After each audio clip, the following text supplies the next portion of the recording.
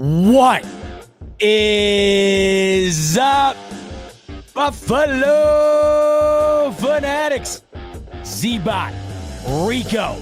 It's Rico and Bot on a Friday night, live on the Buffalo Fanatics YouTube channel. And Rico, we are less than 24 hours removed from the MVP trophy coming back to the 716.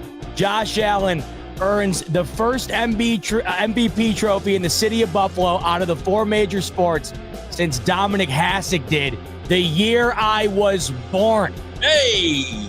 This is an incredible week. After a couple of weeks to go, the Bills season comes to a close. This felt like as good of a consolation prize as you could possibly get. Appreciate everyone who tuned in last night for the live stream watch party of NFL Honors. It was a blast watching 17 get the much-deserved MVP award together. Rico, let's kick it off with you, baby. We haven't gotten your initial reaction yet. Oh, wait, Richie's asking. Oh, of course. He says, what's with the jersey? Rico asked me, of course, off air, because we always talk about the whole jersey dynamic. We both know that we're not big jersey wearers. But I said if there was ever a night to wear it, tonight's the night, because it's all about number 17 in Buffalo this week. Rico, talk to me. We haven't gotten your thoughts yet.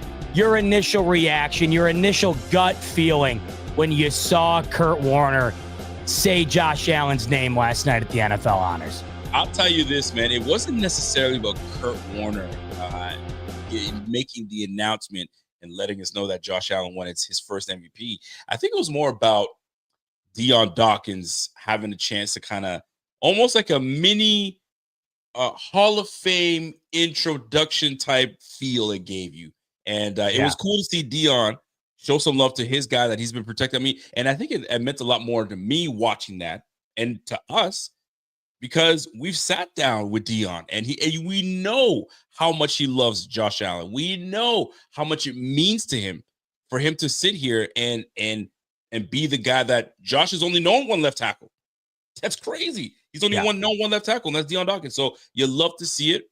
And it was really special to see Josh Allen's name called. And now we officially have a Buffalo Bill in recent years with a freaking NFL MVP. It feels like it's been eluding Josh for the last couple of years, but we cemented it. It feels good for Bills Mafia.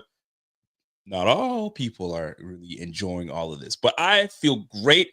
But it now raises the standard. I was just telling this off air a little bit. It raises the standard now.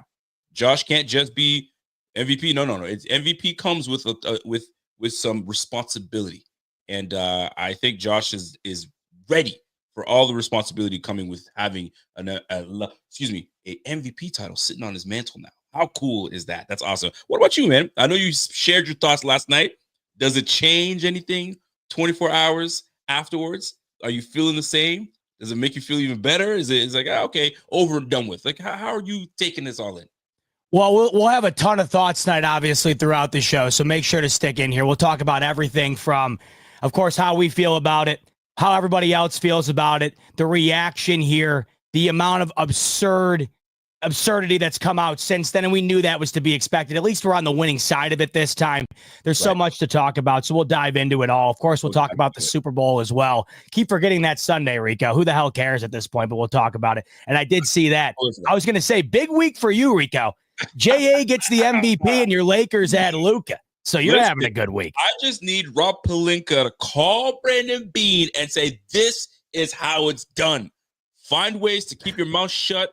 Find a GM that you have something in a rapport with and get the deal done. Don't need to make it a splash. Just get the deal done. Find a third party somewhere that doesn't really know what's going down, and then just use them as some kind of bait. But I love it. Luka, LeBron, let's go. Let's try to get another championship in LA. I don't know. It's a tall task. Well, I think your mic's sounding a little robotic. You got a different setting going? Hold on. Let me change it up. Because I want to make sure we get that crisp and clean. Because I know it always sounds good. So I can tell. Sound now. Sounds way worse. Hold on. Give me a moment. Yeah. Should be okay now. Same as it was before. I don't know. As it was. Let me figure it out. I'll be right back. Let me know in the chat if I'm bugging. It sounds a little robotic-y. It's not like it's bad. I'm probably bugging. I'll be right back. All right. So Rico asked me my initial thoughts, right?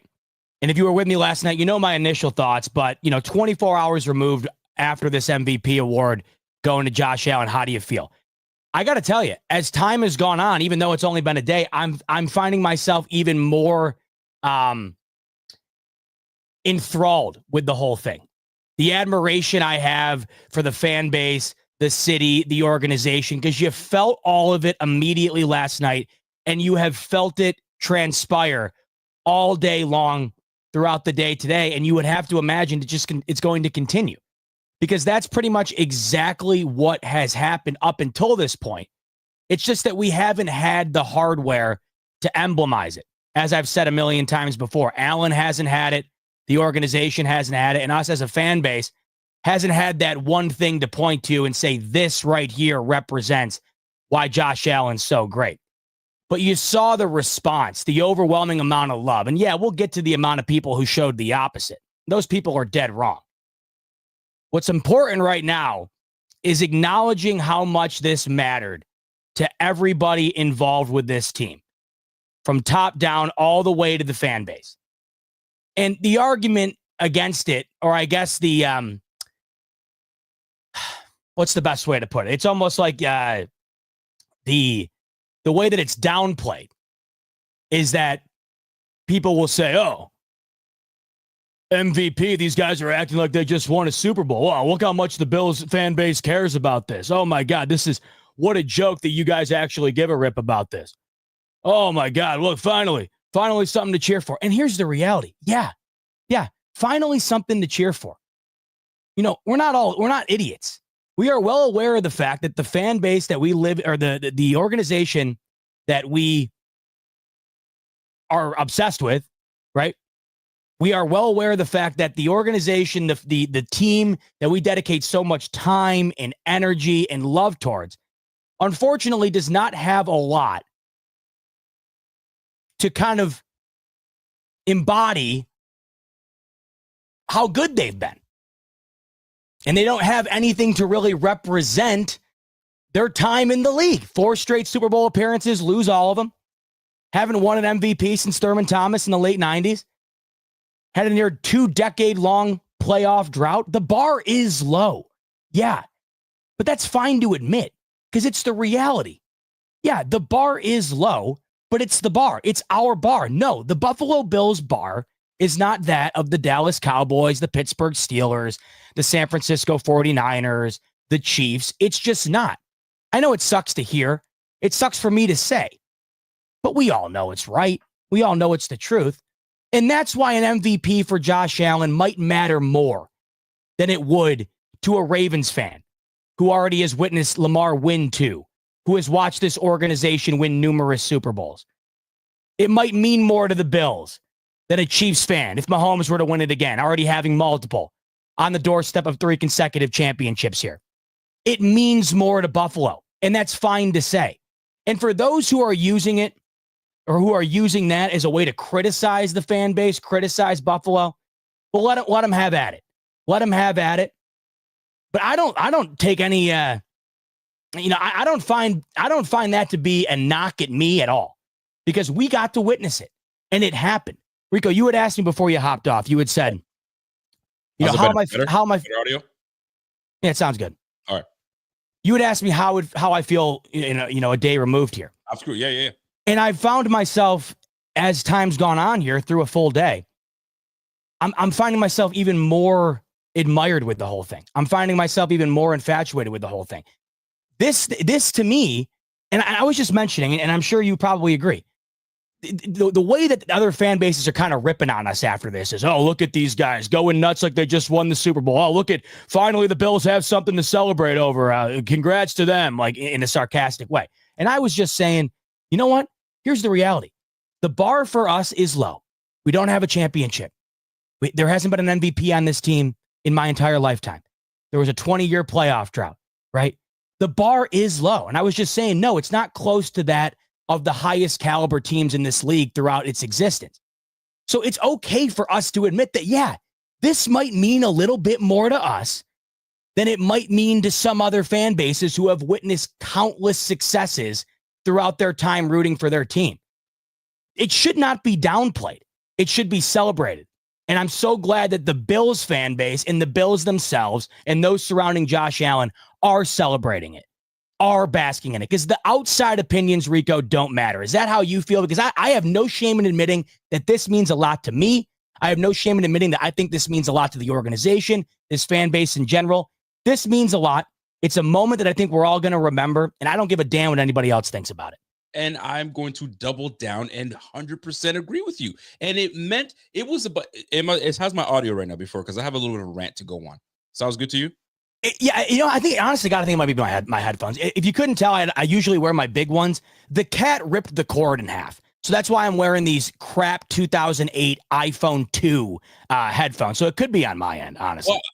Well, Koala's always on it, by the way, with the audio checks, which I love. So you're probably good. If Koala says you're good, you're good. I think I speak for everybody in this room here. It's time to put Tofu down. Put him down. Don't you listen? Those are fighting words. I'll come out to Canada right now. I'll let her go after you. I'll say sick him, girl. Here's how I feel. Here's how I feel about this whole like pity party. They're giving Josh Allen the MVP for pity. We feel good about it, and I'm not letting anybody take this away from me. So that's number one. Number two, Ravens fans were thrilled to know that maybe Lamar Jackson was going to win his third MVP, first time for a guy under 30 years old. It's a big deal to win the MVP. You are recognized by not people around you, but people that just writers, TV analysts, everybody under the sun had their vote, and they voted for you. Now, here's my little mini rant that I got to go on, right? Josh Allen, some might, you know what? A lot of people are saying, and we all agree. My man said my Rico's audio is not good. It's not that it's bad. It just doesn't sound as good as it always did. I don't know how to describe it. I'll try to figure it out as we speak. All right. So I think it's more than fine. It's not like it's bad. Yeah, no, I got you. I think I clicked something accidentally, and I just got to find the right system to put it back into. So let me know if it sounds a little better now, but we'll keep it rolling for now. So Josh Allen won the MVP. He won it for several reasons. I know Dan Orlovsky shared his reasons behind it, but I think we've all talked about this. We've all talked about this. How he's been able to do all the things that he did this year with less. We know that.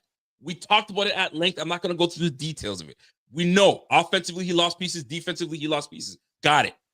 He still was able to be a top quarterback in this league. He still got his team over the hump and had them get 13 wins. He still had his team win the division for the 5th straight time. Like, this dude was locked in after people were telling him and telling this whole team, bro, y'all ain't going to do much. Maybe 10 wins, maybe 11 wins. We'll see if you guys can even do that because you lost way too many. What does Josh do? Win the division 5 weeks before, and the Bills 5 weeks before the freaking season's over with, and then brings his team to a 2nd seed and was fighting for the 1st seed. That's number one. Number two, he beat 2 of the best teams in both conferences. That's what won him the MVP. He did it with less and beat the big dogs in both conferences. So I don't want to hear nothing about folks saying this is a pity party MVP. Nah, bro. He was nice. And here's the kicker. He didn't turn the ball over. That's been always the thing that people want to get on Josh for. Bro, he nice, but he keeps turning the football over. He had 6 interceptions thrown this year. 6 of them. 8 turnovers in total. 6 interceptions. They praise Lamar Jackson for not throwing interceptions. I get you. He threw 4 regardless. However you want to look at it. He threw 4 and threw one against the game that he was supposed to beat us. Remember that? He threw one. So the point is, their interception ratio wasn't that far off of each other, but Josh Allen significantly changed how he plays the game, which significantly changed how the outlook of this team turned out. If he kept on turning the ball over with the roster he had, it would have been justified. Bro, that's what he does. He changed the game, gets his 2nd seed, gets his team to the AFC fucking championship game, and y'all don't want to give him the Super Bowl? And here's the big one. And y'all don't want to give him the MVP? Here's the big one. Lamar Jackson won the MVP last year. All right, let me post my thing because I had it up here. Lamar Jackson won the MVP last year with this. Look at this, ladies and gentlemen. 67.2% completion. I see you. I just laughed the way that popped up where it kind of went over us like that. Just killed me. The way it kind of. I just thought that was hilarious. 62% completion percentage. 3,600 yards. 24 touchdowns. 7 interceptions. 8 yards a pop. All right. But this is the thing, though. First player in league history to win the MVP despite finishing in the top 10 statistically in passing yards and passing touchdowns. Two of the biggest departments. The Ravens quarterback finished 50th in passing yards and tied for 11th in passing touchdowns. I ain't done. Y'all gave that guy the MVP. Statistically, you're looking at Tyrod Taylor. Don't talk to me anything about, oh, they gave it to Josh because this, that, and the third, his stats weren't even that nice. Bro, y'all gave that guy the MVP last year. I'm not done. Let me keep going. You know what got Josh Allen the MVP this year? Because he beat Kansas City and the team that's going to the Super Bowl right now, going for a three-peat. He beat the Detroit Lions that were the number one team in the NFC.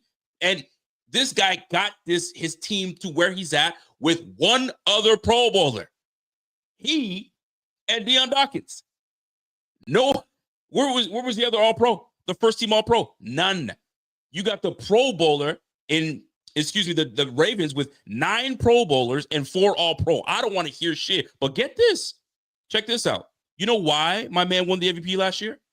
In a year where the MVP odds seemingly change hands every single week, Jackson was the most consistent quarterback all season. Why? Having 10 wins against teams against winning records. Listen, it's a big deal when you beat teams that you're not supposed to win against. He and the Ravens had 10 games against teams with winning records. Josh took 2 of the big juggernauts down with less on his squad, and y'all don't want to give him the MVP? Man, y'all can kick rocks. Every last one of y'all can kick rocks. Put some respect on this man's name, and now that he's got one, he got the taste of one. Oh, he coming for more. So put some respect on this man's names. He got the MVP for a reason, and now we're going to rack it up. Now the next thing is he's got to win the Super Bowl MVP. But we'll get there. One of these days we'll get there. I had to go on a little mini rant because it pisses me off. Y'all were glazing my man Lamar Jackson last year with a mediocre statistical season, with a bomb-ass defense. And y'all giving Josh a hard time? But Lamar had 4,000 yards passing and almost nearly 1,000 yards rushing. Welcome to playing big-time quarterback. It's the first time this brother passed over 4,000 yards, wasn't it? Wasn't his first year throwing for 4,000 yards? All right, welcome to playing ball, man. Come on, man. Cut all that crap out. Welcome to playing quarterback at an elite level. Now you made it. Now consistently do that.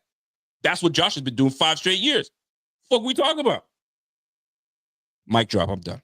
I had to get that off my chest. I'm sorry. And I'll come right back with you and get something off of my chest, because here's something that's really killing me, Rico. I figured the majority of people that we interact with have at least an elementary school level education. Would you not agree with me? The majority of people online at least have graduated through the 5th grade. Touche. I don't know what you're doing after that. You know, maybe you didn't do all of high school. I don't know. I'm imagining most people attended elementary school. And there are some words you pick up in elementary school that you end up using the rest of your life. And from there on out, you know, it's pretty much a given that you know what those words mean. What blows my mind is the lack of the amount of people that do not understand what the word valuable means. Ooh, talk about it. There seems to be a gigantic misunderstanding when it comes to what the word valuable means. And when you look up valuable, here's the Merriam-Webster definition. Having desirable or esteemed characteristics or qualities. I don't know if you can read that page for me, Rico. Anywhere on there does it say best stats? No. Anywhere on there does it say the best quarterback season? Does it say that anywhere? Or does it say having desirable or esteemed characteristics or qualities? That's what I see. It also says worth a good price and having monetary value. I think Josh Allen's worth a pretty decent price. He's going to be worth a hell of a lot more soon here. I can guarantee you that. Plus, he's worth more after last night. He got a $1.5 million bonus for winning that MVP. But it's killing me, Rico. Lately, I've been just going online, and there seems to be this whole narrative surrounding why Allen shouldn't have won it. Not a whole lot of people wanted to sit back and ask themselves, what does the word valuable mean, and how does that correlate to a award that is defined by 3 words, an acronym of 3 letters, where the most important word in that acronym is the word valuable. And Josh Allen, unarguably, was the more valuable quarterback to his team this past season. Josh Allen, unarguably, is one of the most valuable players in all four of the major sports in America. And you saw it no more throughout his career than you did this past season. Yep. When you lose the guys that you do, when the expectations evaporate compared to what they used to be, and you ascend to a new level, how are you not considered to be the valuable element of that ascension? Because if Josh Allen is removed from the Buffalo Bills, they're like this. And you can make the argument that if the Lamar Jackson is removed, the Ravens, of course, go like this. Yeah, they take a step down, of course. I think the Buffalo Bills fall off the face of the earth. Derrick Henry was this close to cracking 2,000 yards this past season. James Cook didn't crack 1,000 yards until the throwaway game against the Patriots, and they did not have a 1,000-yard receiver. And everybody thought that with the turnover problem that Allen allegedly had, with the loss of his best receiver and his wide receiver too, with the loss of the veteran leadership, that this team was just going to decline, and they ascended. And they only could have done that based on how Josh Allen approached the season. And how he approached it was delivering one of the cleanest, most efficient, most effective years at the quarterback position we've ever seen. And a lot of things, there's another thing about valuable to me, Rico, that I don't quite think is emphasized enough. The guy is an all-time podium guy, all-time leader, all-time get in the huddle around the guy. I'm following him wherever he goes. And it's not to say that Lamar isn't, or Saquon isn't, or whoever, but when you pair the leadership qualities with the play on the field, to me, valuable means far more than going and looking at the box score and then determining who you're going to make your vote for. And I think that the All-Pro, that's what that's for. And people are losing their mind over the idea that Allen could win MVP but not be first-team All-Pro. People are losing their mind that Lamar could be first-team All-Pro but not win the MVP. And it all comes down to that middle word in that acronym, and it's valuable. The All-Pro team is based on the best statistics, the best numbers. Who's putting up the stats to make the team that encapsulates the best stats in the league this year based on position? That makes sense to me. Yep. Lamar had better stats than Allen in a variety of categories. But when we go to the MVP and we realize that it's not just about that, but it's also about the little things, the big things, and everything in the middle that come together that creates what the Bills created this past year with Josh Allen leading the way. That is why Allen won the award and did not win first team All-Pro. People are just mind blown over that. And it correlates right back to what I was just saying. And that is, I think people do not understand what valuable means. Now, to their defense, I think this award has oftentimes neglected the true meaning of valuable. Right. I think that there's oftentimes been examples where you've seen guys win it just because of the numbers, where you can make other arguments to the contrary based on guys' value to their organization. But the win last night for me, Rico, it's not just an embodiment of this past season, but it's an embodiment of the career Josh Allen has had up until this point. To me, this is a career achievement up until this point. When Lamar has 2, what does Mahomes have? Mahomes has 2. He has multiple in the Super Bowl as well. Allen has been lumped in with those 3 basically his whole career outside of the first 2 years. It's been Lamar, it's been Allen, and it's been Mahomes. And Allen has been the only guy that doesn't have a lick of anything to show for it. And anybody who watches football knows that Josh Allen is right up there with those 3. And it just doesn't compute how he doesn't have anything to show for it. And I think last night, when you factor in the incredible year he had with everything he's done to get to this point, I don't understand how I can understand if you're upset Lamar didn't win it. But to not understand why Josh Allen did win it, that's where you're losing me, Rico. I don't quite understand how you cannot comprehend why Allen won it. It wasn't just the numbers. It was a variety of things. Are you seeing a lot of that? Because to me, the only defense I've seen for Lamar beyond the numbers is just, well, he won it last year and his numbers were better this year and Allen's numbers weren't as good. He should win it. There's no critical thinking involved with this award. It's funny that you mentioned that because it's funny because the same reasons that people are, I think it's fatigue. They can't fathom seeing Lamar Jackson win a third straight time when we all know that Josh Allen, it was a deserving candidate and was deserving last year as well. But yet you're going to tell me, like you were saying weeks ago, you're telling me he's three-time MVP better than Josh Allen? Ain't no way. It's no different than when we look at the Kansas City Chiefs. Nobody's trying to see them win another damn Super Bowl. Nobody wants to see it. They're sick of seeing the Kansas City Chiefs in this position. Now, they were calling the MVP chatter voter fatigue or call it Kansas City fatigue. At the end of the day, that's what it is. They're just sick and tired of hearing about Lamar Jackson. But here's one thing that I see often. I don't know if you have it on your timeline, but I got it on my timeline. They're just giving it to him because they're sick of seeing a brother get it, and they're hating on because he's a black quarterback. They just want to give it to the white guy. And this, bro, they say got shit to do. I've been cussing the last 2 weeks. I gotta chill out. No, go ahead. It's worth cussing over. It's worth cussing over. This ain't got a damn thing to do with black or white. Oh, it's good. Yo, they're hating on the black man. They don't want to give it to him 3 times, bro. That MVP title is not a joke. You gotta earn that thing, and I'm not saying he hasn't earned his right to have his 2 MVPs the way they saw fit. He earned it. They had 49 votes out of 50. Everybody saw that he earned it. Okay, bet. So we're not just going to toss out last year's conversation and then try to change the narrative this year because Lamar's still in the conversation. Nah, bro.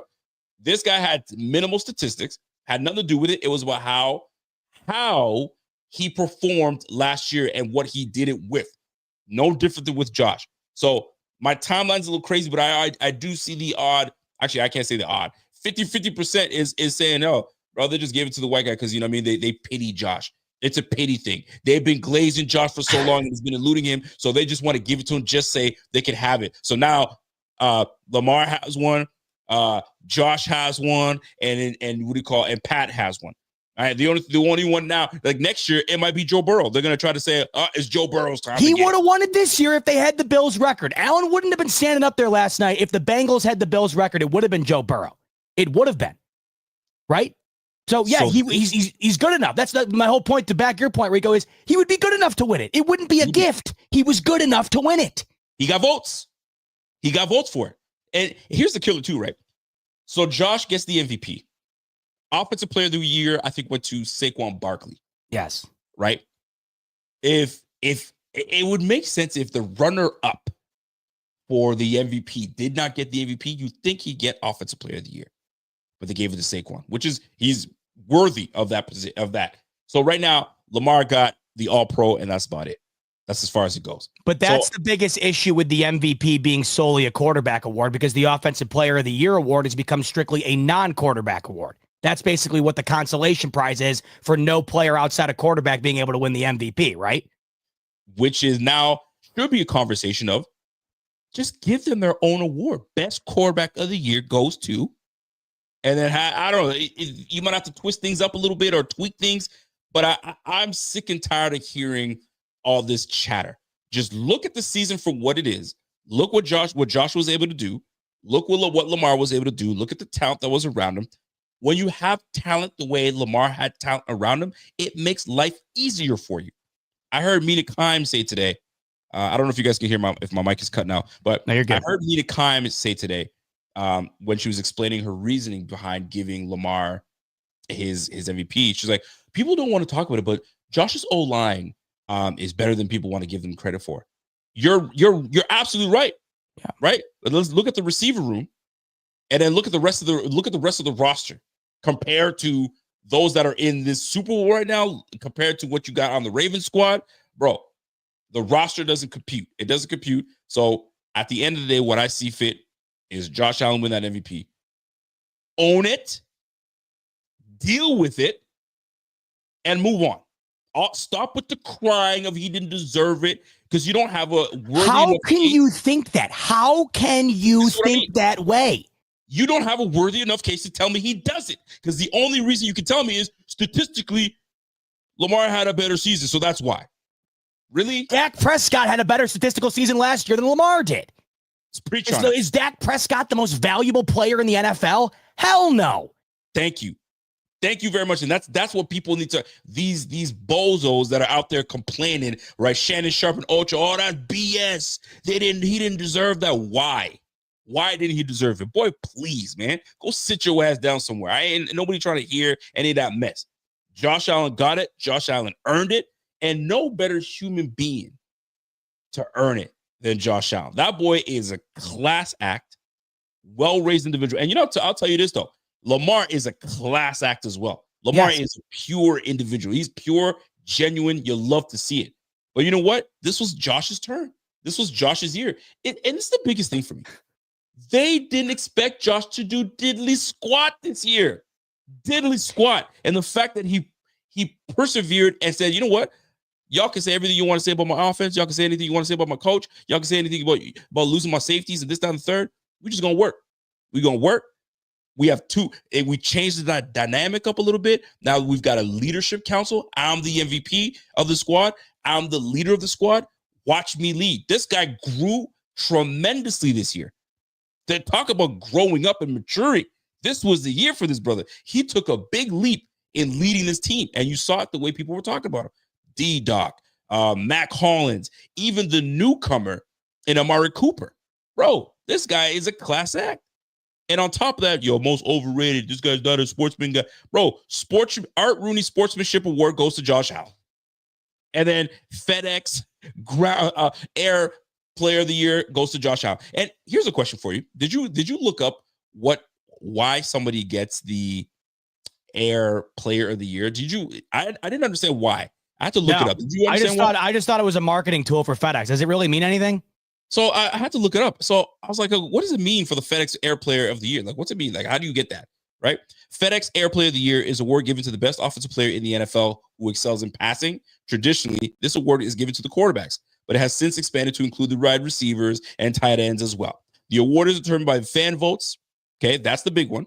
The award is determined by fan votes and is announced at the NFL Honors. So the league, people watching this game saw it. It's like, yo, this is the dude. If Lamar was truly your guy, bro, an insignificant award like this would have just went to Lamar and call it a day. But no, they gave it to Josh because Josh is that dude. Now, here's the big one, and here's what I got to ask you.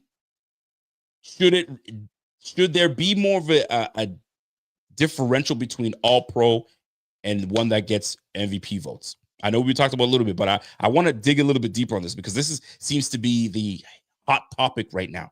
And explaining to see them both. Should there be a distinctive difference? Should they lay it out for folks?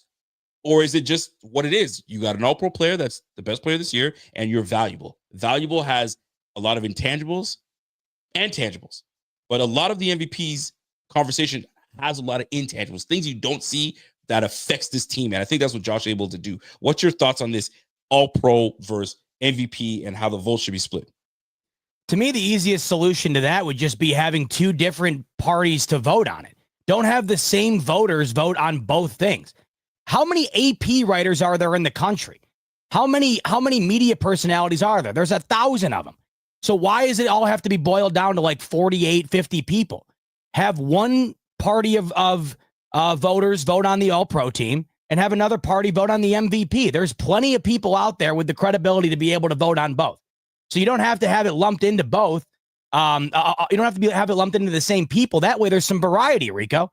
Maybe that way there's some discretion on how these awards and these teams are created because there's a bigger pool of people at your disposal to kind of, not be biased if there is any, or not just create the same narrative every year, or not just flat out predetermine what these awards are going to result in.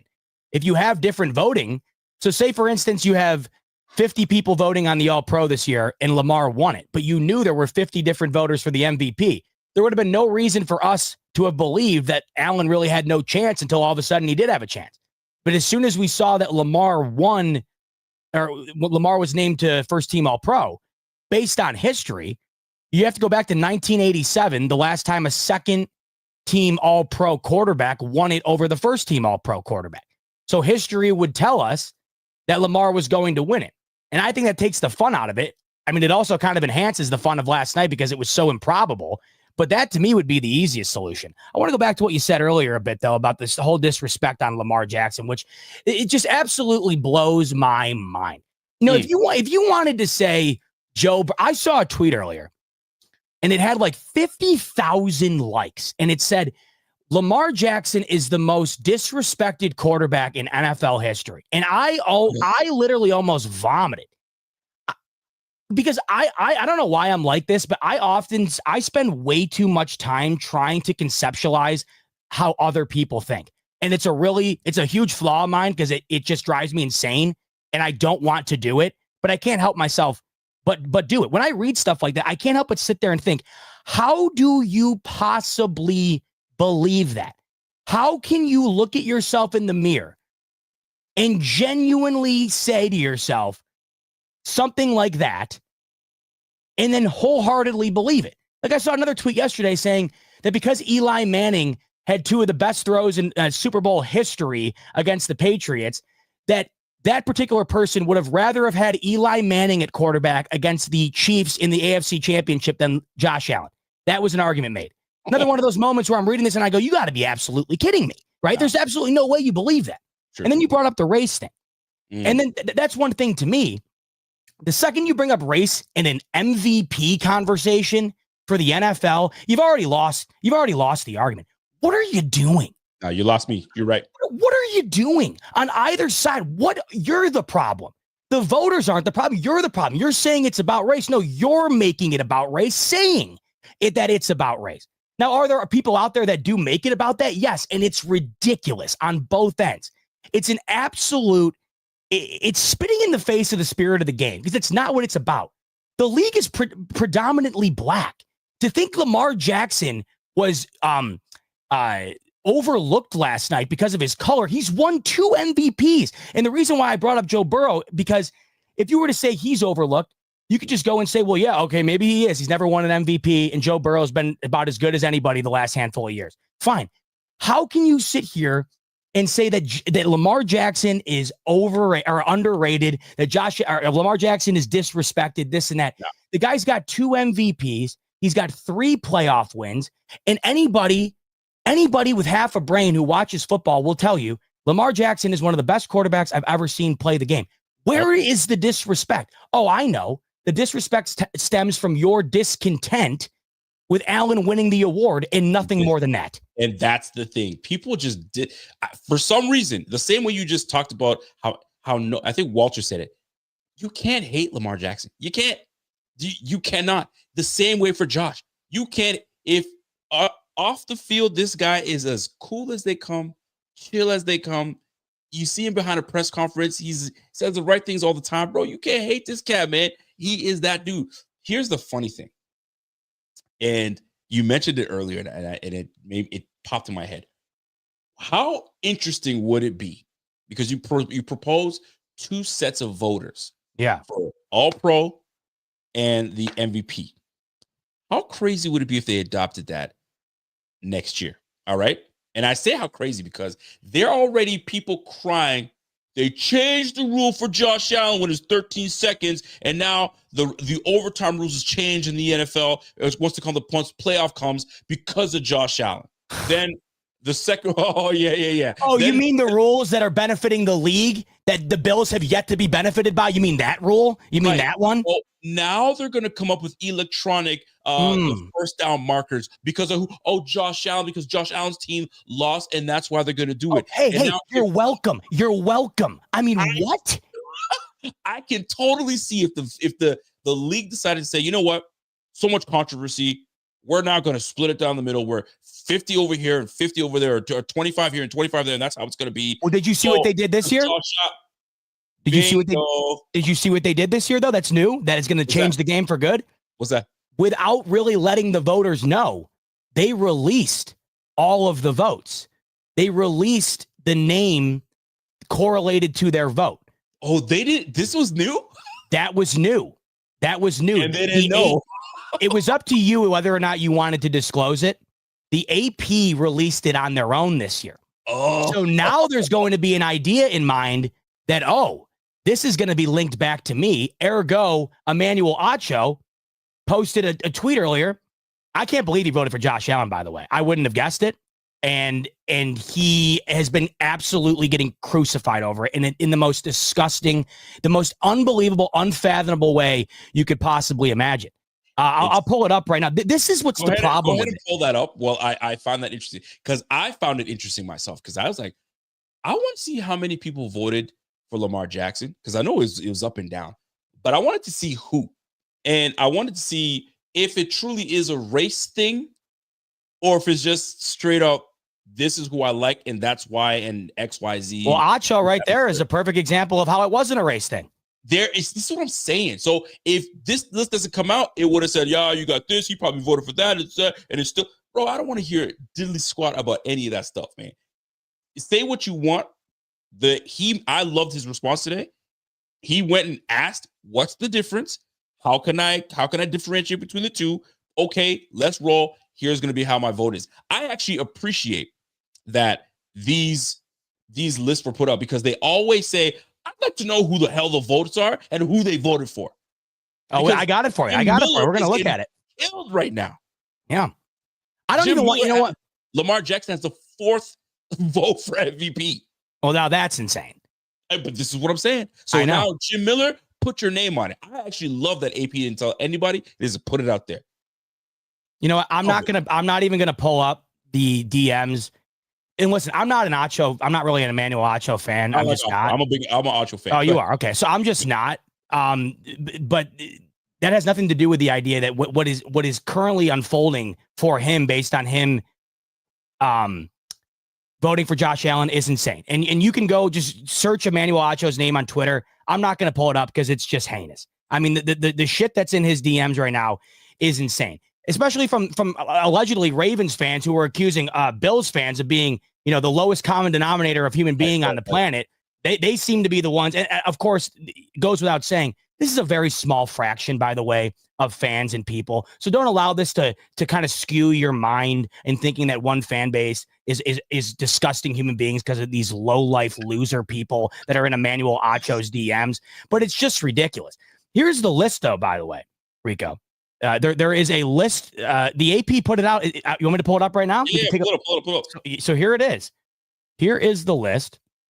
And this is for the MVP right here.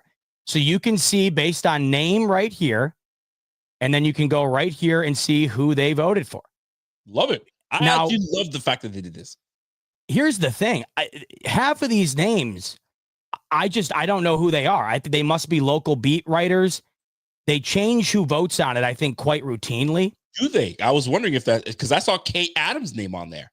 But here's Kay Adams voted. But here's just to give you an example, by the way, back to your point earlier about how this is like bias or people are doing it based on the most ridiculous things you could possibly imagine. Aaron Schatz was the lone voter last year. Don't you remember, Rico? Yep, he was the lone voter for Josh Allen. Remember Stephen A. went on and crucified him on live TV, accused him of being afraid of not being let back. It was unbelievable. I'll never forget it because of how insane it was. Aaron Schatz voted for Lamar Jackson this year. So is there any bias in that? Because last year he voted for Josh Allen, and what happened? Oh, he got roasted over coals for it. Yeah. But this year he voted for Lamar Jackson. Love it. So there's an example of using on an unbiased opinion. Do you like this that they put it out this way? Are you a fan of this? Or do you like this is the way it should be done. Love it. It's the way that should be done. But look at to the race point you were making. Tom Brady voted for Lamar Jackson. Rico, Teddy Bruschi voted for Lamar Jackson. So the idea that like Dan Orlovsky is being accused of being a certain type of person because he voted for Josh Allen is unbelievable. I don't understand. It goes back to my point earlier. How people can have mindsets that the way that they do, I'll never understand it. But it wasn't like it was a blowout either. It was incredibly close. You just asked me, by the way, if I like this. I love it. Transparency should be 1,000% available for something like this. Put your name on it. Stand by it. If you have the honor of being gifted an AP NFL MVP award or vote, you should have to put your damn name on it. There, 0.001% of the national media and writers involved in the sport get the chance to vote on this. If you are given that designation, put your damn name on it. because there shouldn't be any problem with putting your name on it, right, Rico? If you're voting based on how you wholeheartedly believe, then what the hell's the problem with your name being backed on it? Does anybody on that list surprise you on who they voted for? Well, to be 100% honest with you, there's like half these guys I'm not aware of, familiar with. There was one that kind of blew my mind. Tom Curran is the lead beat writer for the Patriots. So just to give you another example, like, wouldn't Tom Curran be like, Josh Allen's running rabid on my Patriots. I'm not voting for him. But no, he voted for Josh Allen because he thought he was the most valuable player. So but he would have the most insight because he's in the division. Correct, but he would also have the most animosity. And if people are accusing these voters of voting based on emotion and not by how they actually feel, then there's another example of how they don't do that. Yeah, I don't know. I don't necessarily fault beat writers, because who was the beat writer that was the beat writer for the Bills not too long ago, but they hated the heck out of him. Oh, and my God. They switched him out for Jean-Pierre. Jean-Pierre, you got me saying Pierre. Jean-Louis Pierre, the one that went to he was with us and then went to the Miami Dolphins. And then we have Fitzgerald, or Caitlin. I think her name is Caitlin Fitzgerald. That's our beat writer now. Who was the one that they hated? He was they always used to they always used to accuse him of being a Pats fan because they hated the way he covered our team. What was his name? The guy who covered the Bills. The guy who got fired? I don't know if he got fired. Rodak. Okay. Was it Rodak? I think it was Rodak. I think it was. It was Rodak.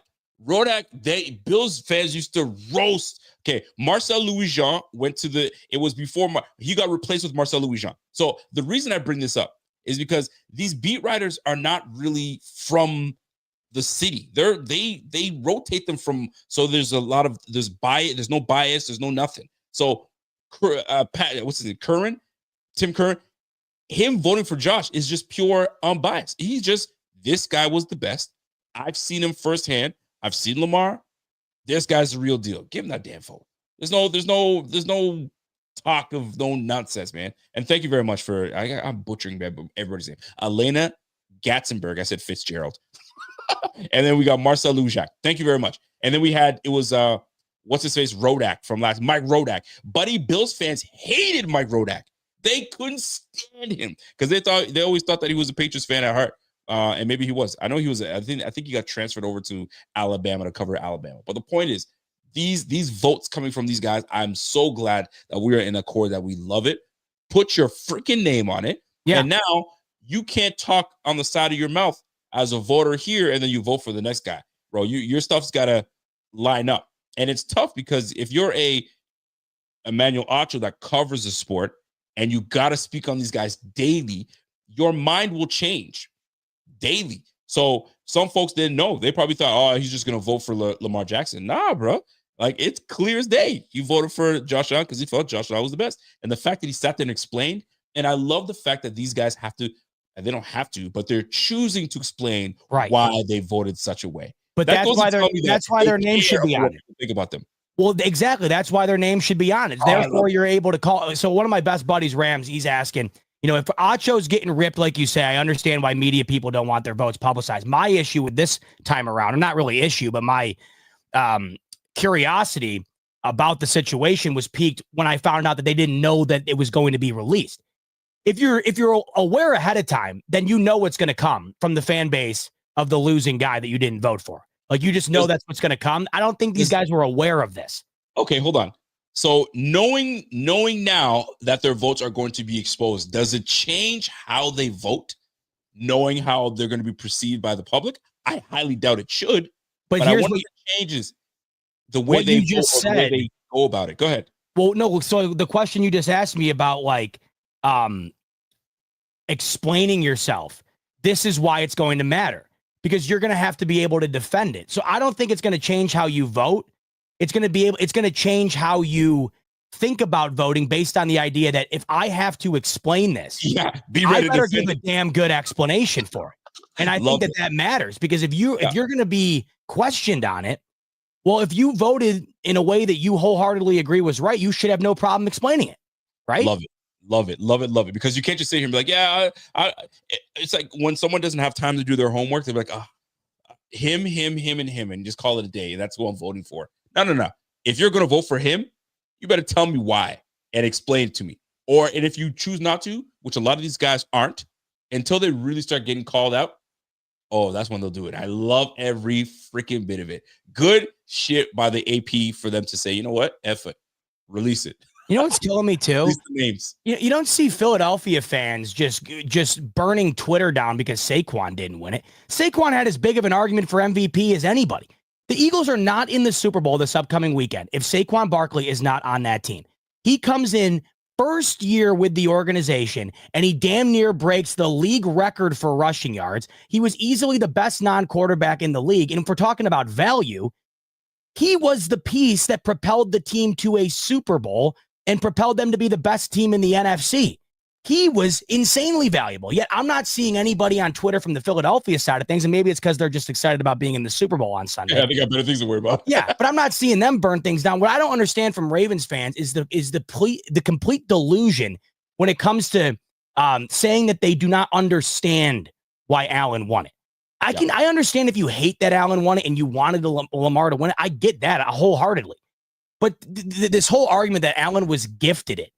Did you not watch the Bills this year? Did you not watch? I hate that. I mean, you can't tell me that you didn't see the Bills play either. You know, sometimes, I mean, I don't see Panthers games. They're not, unless it's a Thursday night where everybody gets a Thursday night. I ain't watching no Panthers.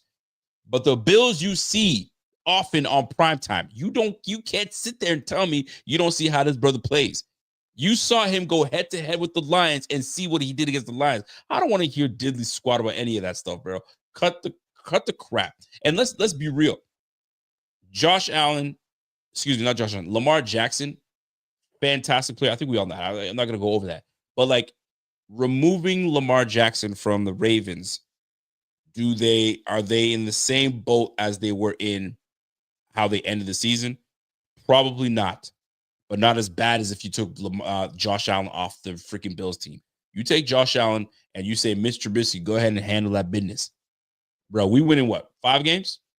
Maybe 6? And you know how we know that? You know, the Ravens were winning Super Bowls with Joe Flacco. Meanwhile, the Bills were struggling to go 7-9 for 20 years. Like Josh Allen, this is why I said this award is more than just this past year, right? It's the perfect example of where this franchise was and what they've come to based on Josh Allen alone. If it weren't for Josh Allen, there would still be no success in Buffalo. I brought this up recently here. Yep. In the same draft, the Jets draft Sam Darnold, downward spiral. Browns draft Baker Mayfield, downward spiral. Cardinals draft Josh Rosen. It's been a whole lot of in the middle, more towards down than up. And the Bills draft Josh Allen, and they ascend from the depths of mediocrity towards the top of the league. So this idea that Lamar Jackson, who is currently still one of the best quarterbacks in the league right now, but this idea that Josh Allen hasn't not only become one of the best players in the league, but has completely revolutionized an entire organization. That, to me, I think is also factored into the MVP voting. The Bills were nothing until Josh Allen came along. The Ravens weren't as good until Lamar came along, but the Ravens they still have been one of the best run and most successful organizations of my lifetime. And I know people want to say, well, that's not what it's about. I think the MVP is about a lot more than just the stats, and you saw that on display last night. I think it's a culmination of things that lead into your vote, including primarily the year and then the outside factors as well. And I just think that, like you had said earlier, it just felt like it was Josh Allen's turn. And I don't know. No, it felt like it was. It was his turn. Now, here's the question for you. We talked about it a little bit offline. Now that Josh has won the MVP, mm-hmm. Should the standard be raised now? Should he get just as much, if not more, scrutiny to win it now, more than ever, now that he's got an MVP, or does that not change? He's always going to get scrutinized. He's always going to be. He's always going to put a higher pedestal. But does the title now? Does the award make it that more, all right, we're going to be on your ass to try to win this thing because now you're an MVP of the league. You were the best in the game. So now a guy that's been an MVP should be able to take his team to where he needs to. What say you on that when it comes to now he's got a title? I don't think it raises the bar at all. I think the bar has already been risen as high as it can possibly be outside of Patrick Mahomes. I mean, I think that Lamar Jackson, Josh Allen, and then maybe Joe Burrow have the highest bars in the league. Obviously, no one's at the highest mark than Patrick Mahomes, but even if Patrick Mahomes has 3 years in a row where they lose in the wild card, who the hell cares? If they win the Super Bowl on Sunday, he'll have 4 championships, the first quarterback to ever lead a team to 3 consecutive. So the bar is insanely high for Mahomes, but he's risen past that bar every single year he's been in the league. So now I think he's got some leeway. But Josh Allen, Lamar, Burrow, they all have the same bar in a sense that, can you get past Kansas City? And if you can you capitalize on it? And I say that because the Bengals did get past Kansas City, but they couldn't capitalize on it. The Bills have yet to get past them. The Chiefs have, or the Ravens have yet to get past them. I think the bar is about as high as it can possibly be. I think the reason for Lamar's criticism more than Allen's is that Allen has been exceptionally great in the postseason. Based on EPA per play, this stat came out earlier. Yep. There was a chart that came out earlier on Twitter. Josh Allen is in the top 5 already. Based on a 20-game sample size in the postseason, Josh Allen already is a top 5 quarterback in postseason history since 1999, based on EPA per play. He is the only quarterback among the top 11 to have not won a Super Bowl. So what does that tell you? Josh Allen ain't been the problem. Josh Allen hasn't necessarily been the biggest issue impeding the Buffalo Bills from winning a Super Bowl, right? So the bar is already as high as it can get, Rico. Everybody expects Josh Allen every year to compete for a Super Bowl, and everybody expects him to get to the hump that is the Kansas City Chiefs and then hopefully get over it. I think the expectation is already about as high as it can get. It will only be satisfied if and when they beat the Chiefs and move on to the Super Bowl. Oh, that's interesting because I think the bar has risen. You do? I think the bar has risen. Now you are an MVP. But Rico, nothing should change. He's always had the goal to do it. No. The bar is raised, right? Because now you are an MVP. There aren't many, like my man Walter said, being an MVP is a big deal. You don't just get to scoff over it like it's just another award. No. That's an award. That's a prestigious award. That's an award that says, bro, I mean business. I'm the best at my craft. I was the best at my craft this year. And the bar raises now because now I'm playing with an MVP on my squad right now. Yeah, but he plays like an MVP. He's never had one. No, now I am one. Okay, so now it does a couple things now because now you have guys around the league that are like, yo, man, I saw Josh have the phenomenal season, got the MVP. I need to go play with that guy.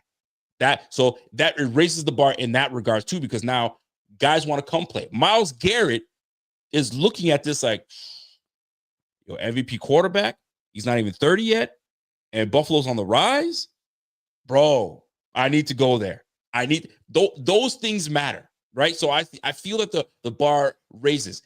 For Josh internally, probably not. I think he's as motivated as ever to get the job done. But I'm looking around the league and I'm looking at everything else. It has to. Organizationally, has to. You're playing with an MVP level quarterback. Step your game up. Amari Cooper. Step your game up. Keon Coleman. Step your game up. So it goes beyond just Josh getting it. I think it's for everybody else around the league. And those that potentially want to come and play in Buffalo. It raises the bar. So now when a big-time player like Myles Garrett comes to town, guess what it does for everybody else on the freaking defense? Step it up. This is the real deal. We're trying to win this whole thing. How do you look at the Kansas City Chiefs, man? You got an MVP level quarterback, and you got Chris Jones that says, you know what? I got an MVP quarterback. I got to play my balls off for this guy. Let me step my game up. So to me, I think Josh getting the MVP has a little bit more eyes on Buffalo, and I think it raises the standard now. McDermott's got to be better. Bean's got to be better. Bro, you got to equip your team properly so this MVP doesn't fall by the wayside. Step it up. Everybody's got to step it up now. You saw what he was able to do with a whole lot of nothing. Now give him something. And let's get this freaking thing going. So that's the way I look at it in terms of the bar being raised. It might raise the bar for the team, Rico, but I don't think it raises the bar for Allen because we've been given no reason to think that the bar isn't already at its highest and that he can't live up to the potential that he showed this year to win the MVP. Because the way I see it, if Allen had been mediocre for 6 years and then this year had an unbelievable outlier of a year and won the MVP, then I would wholeheartedly agree with you. Then I would say, hey, you've been okay throughout your career. You just had an insane year. Now the expectations you're going to have an insane year every year. Allen's coming off of his 5th consecutive 40-plus touchdown season. We've been given no reason to think that Allen can't play at this level. So in my opinion, I just think that the bar for Allen, when you're considered to be at the worst, the 3rd best quarterback in the NFL, I just don't think it can get a whole lot higher. But for the team perspective, I mean, I agree with it. We all know, I mean, the pressure's been on McDermott for the longest time because we all know that the expectations to beat the Chiefs and he hasn't been able to do it. It's the only reason why anybody wants to send McDermott out of town whenever they say that. There's no other explanation for it other than that. It's just losing to the Chiefs. It's losing to the Chiefs. And that's the biggest hurdle, man, because he's done it all. And getting the MVP, getting your Pro Bowls, he's got those things. And I was just getting that edge, but he needs it to be matched. And I guess that's where the bar has raised. I think I may not be more specifically speaking about Josh, but more so around Josh. And I think that's where it makes sense to land. Everyone around Josh has to level up now. Now you're playing with the MVP. Level up. We got to do it because if you all level up to Josh Allen, bro, there should be no reason we can't take over KC and win the freaking chip or 2. Bro, we got to win 2 in our lifetime. Golly, let alone 1. We got to win. We got to get to 1. We got to each eye, man. I need 1 for this one. I need 1 for this one. Give me 2. Got it. You got it. I want to play this audio because I don't want this audio to this video to go to waste. So earlier today, we got Dan Orlovsky talking and explaining himself on the MVP.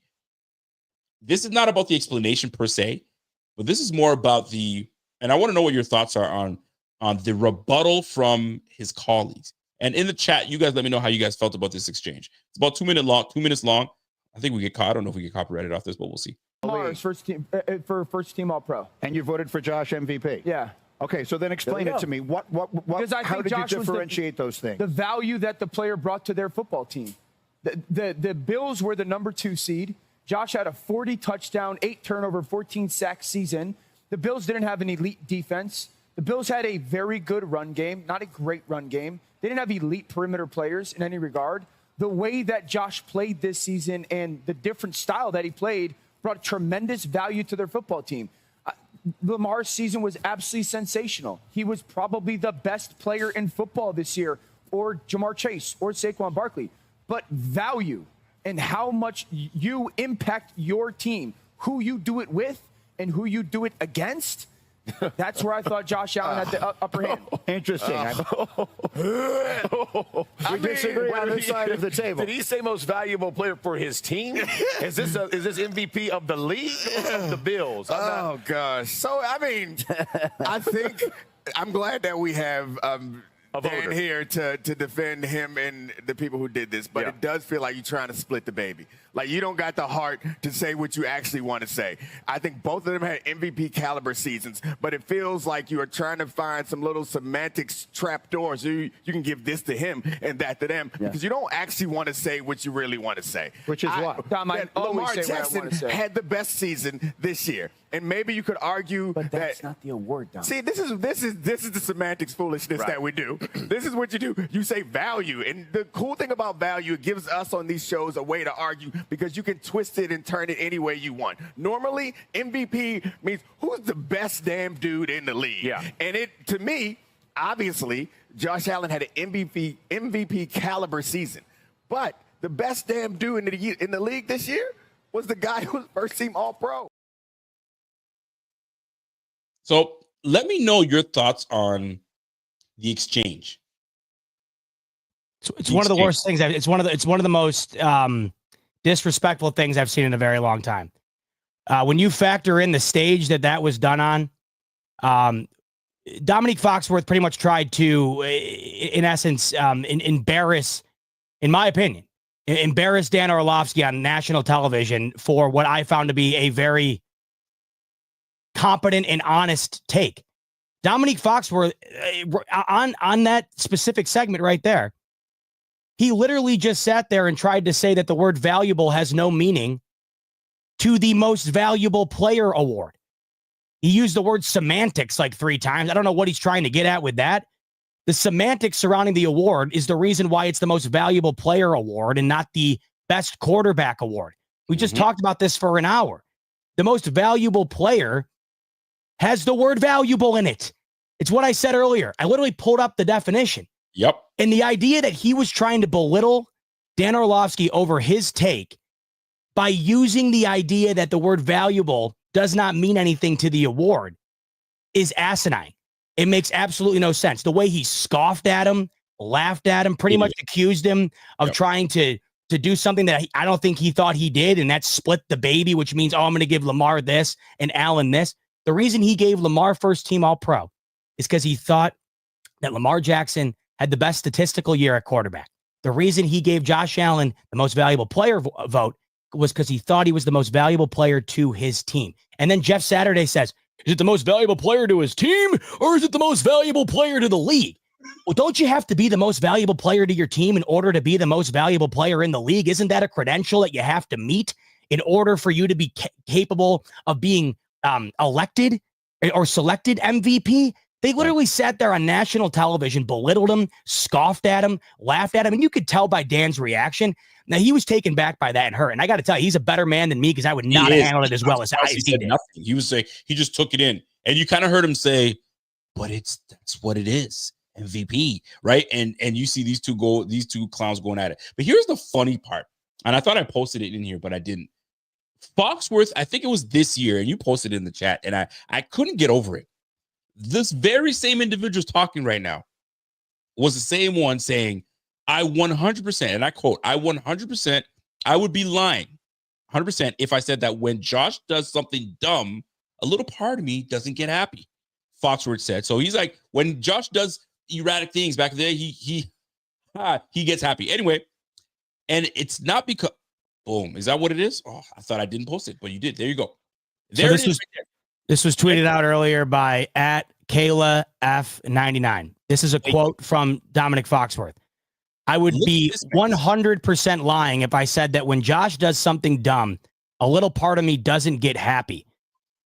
And it's not because I don't want Josh to succeed. It's because the people telling me that Josh is the second coming and Josh is better than everybody have American flags and dogs and skull and crossbones in their avies. And you can interpret that however you want. I'm not going to lead you to the water, but you can go ahead and interpret it however you wish. What I'm talking about when you got guys like Foxworth. So he's an analyst, and I don't mind Foxworth. Sometimes he's got great stuff, and then you got some BS like this. I was like, come on, fam, like really? I mean, so you already know you're not feeling Josh. So whatever, you can't put your feelings aside to objectively speak on this guy's skill set because you already got some type of way about it. So Orlovsky, knowing if I know Orlovsky the way I think I perceive him, he's like, yo, I ain't not even going to go back and forth with this idiot. This guy doesn't know diddly squat, and I'm sitting here talking. And Foxworth is a smart guy. So him having that dialogue, I was like, come on, fam, that's weak.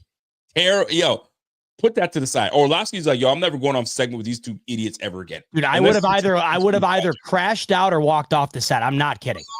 He completely tried to dismantle his whole integrity on live television, in my opinion. No, that wasn't cool. That wasn't cool. No, it was egregious, Rico. It was honestly egregious. It was ridiculous. It was ridiculous. Yeah. How you can just, I would understand if Foxworth had that take, but he delivered it in a much more respectful manner, then fine. Absolutely. I think that's what a lot of people have. The way that he went about that there was just awful. And could you imagine if the shoe was on the other foot? Bro. Like I feel like I can't imagine it. I can't imagine it. Dan is just sick and tired of having to defend his stance, and then guys try to poke at it. And he's sitting there always trying to defend himself when it is what it is. And by the way, big shout out to my man, #Sports. He believes that Josh Allen didn't deserve MVP. He thought he was Saquon Barkley. I got beef with you on that. But that's a whole nother ballgame. But I like that video you did today. That was legit. Now that being said, we can get into the negative chatter about I mean, Josh not getting the MVP and so on and so forth. But man, the love that Josh is getting around the league on winning his MVP is absolutely lovely. I love seeing it. I'm here for it. And this is the thing I love about sports. I love learning more about an athlete. I love learning. Like when Stephon Diggs, when he was, I connected with Stephon Diggs in a more personal way because of him losing his father when he was young. So him and his brother grew up. Same with me. Lost my father when I was really, really young. So my brother and I are like this. We kind of almost like raised each other, if you will, right? No other figure in the household. So I resonated with that. So when players win awards, you start to learn more about them. I bet you Josh Allen got so much more respect from around the league based on how he's perceived by City of Buffalo, other fan bases. The guy is super legit. Have you seen the video of him getting a tribute from, I don't know if you've seen the video yet. I've seen the video. I haven't watched the full thing though, because I wanted to watch it here live with everyone and kind of get an initial reaction. So based off of that, I think this would be the right time so you can see the love that this dude is and what kind of person he is, man. And by the way, and this is why we just spent an hour ridiculing those who are ridiculing the idea that Allen didn't deserve it. I saw some people in the chat saying, like, why are they all upset? Well, the reason we're upset is because this is why the guy deserves it. Beyond this, I'm so sick and tired of explaining this, but the guy has earned it. And if no one's going to sit and defend him, but Bills fans, then we'll continue to be the ones who defend him. So yeah, we spent an hour going after those with the mindset that he didn't deserve it, because it makes absolutely no sense to have that mindset. And when you watch this upcoming clip here, it all comes full circle as to the understanding that we all have in here, why Josh Allen deserves it. And more than anything, I think why it means more to him, to the Bills, and to us than maybe it would others. Heck yeah. How about, do you have it up? You want me to pull it up? Yeah, because I see you pulling up. I think it's good. I see you. Oh yeah, I'll pull it up right now. So it's the video. It's a video custom made for Josh Allen as a sort of congratulatory token for winning the MVP. And there's also a simultaneous video attached to it of Allen reacting to seeing it for the first time. Posted here. By the way, Phil says, "Yo, man, you about to make me cry again, bro." Oh my God, Phil! Listen, don't be afraid to cry. You know damn well I'm not afraid to cry. Here we go. Audio's not playing. No audio? No audio. If not, I can pull it up. Yeah, you do it. You know that for some reason it never works for me. It's unbelievable. Listen, you have Apple, right? Yeah, I don't know why it doesn't work though. Sometimes it does and it doesn't. That's the problem though. It's because you have Apple. Apple just doesn't like sound? No, it's just Apple's just terrible. You know that. You gotta just go just Google Android, all that stuff. You know that. You're nuts. He says you're nuts. You're nuts. Okay, hold on. Let me just pull this up. As I pull it up, how do you feel about our guy #sports voting for Saquon as his MVP? Like I mentioned earlier, I thought Saquon had as good of an argument as anybody. That's why I thought this MVP race was great, and why I hated so much the idea that people just fueled themselves with animosity towards other players over it. It was a great race this year. There were so many candidates. I mean, hell, in any other year, Jared Goff could have won it, but there was just so many special players this year. And Saquon Barkley was certainly one of them. And in my opinion, I think Saquon Barkley was just as valuable to his team as anybody.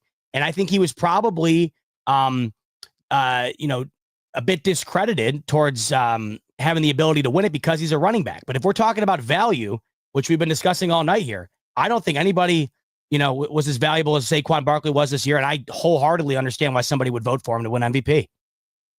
My man, goes, I have no issue with Allen taking it, but I'm a running back guy. So am I. And he should have won it last year. I thought CMC should have got it last year. Totally freaking agree. But listen, if Saquon won it, I would have been like, whoa. But because I love the running back, I would have been like, kudos to you. Kudos to you. So I'm with you. I got you. Signified saying, by the way, that was the opposite of a good race. This year was so toxic. Unfortunately, Signified, because it was such a good race, I think that's why it got so toxic.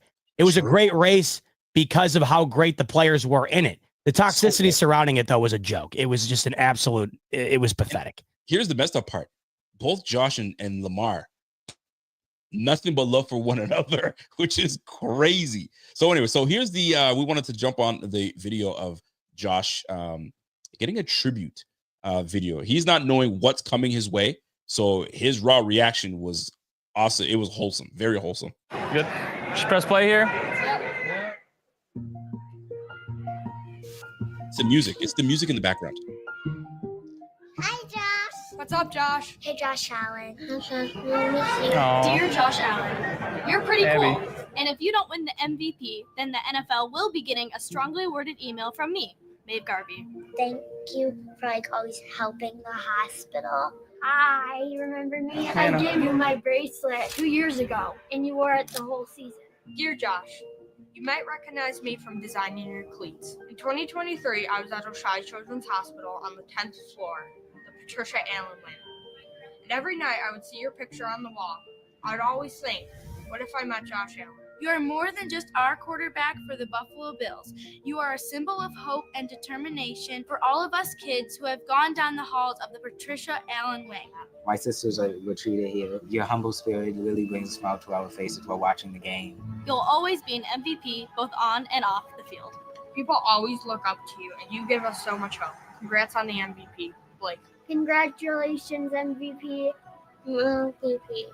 Go Bills. Josh was my MVP. Congratulations on winning MVP. I love you, Josh. Why are you guys doing this to me? Man. I mean,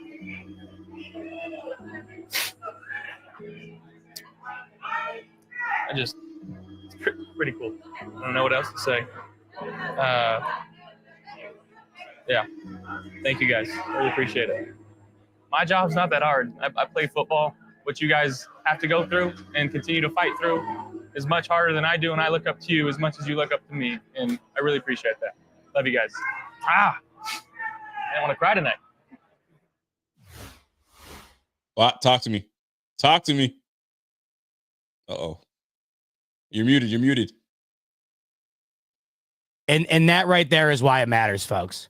To those who say it's not a Super Bowl, who cares? That right there is why it matters. If not for anything else, that right there is why it matters. And shame on anyone who continues to drag this guy's name through the mud for zero reason. Zero reason. It's pathetic to me at this point in time that Josh Allen continues to get shit on the way he does, continues to be said, the countless arguments that he doesn't deserve this, the countless arguments that it was gifted to him. I for the life of me, can't understand it. And this right here is the perfect bow on top of the gift that is Josh Allen, beyond what he is on the field.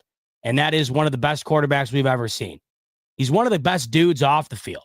He doesn't have to do the stuff that he's doing here. The guy's basically an A-list celebrity at this point, engaged to an A-list celebrity. I mean, this is the 0.00 infinite 0.01% of the population here. And he doesn't have to do the things that he does. And when you factor in the city of Buffalo, and this is what I was saying at the beginning of the show, this is why this matters. It might not matter as much if Matt Stafford won it in LA. It might not matter as much if Dak Prescott won it in Dallas.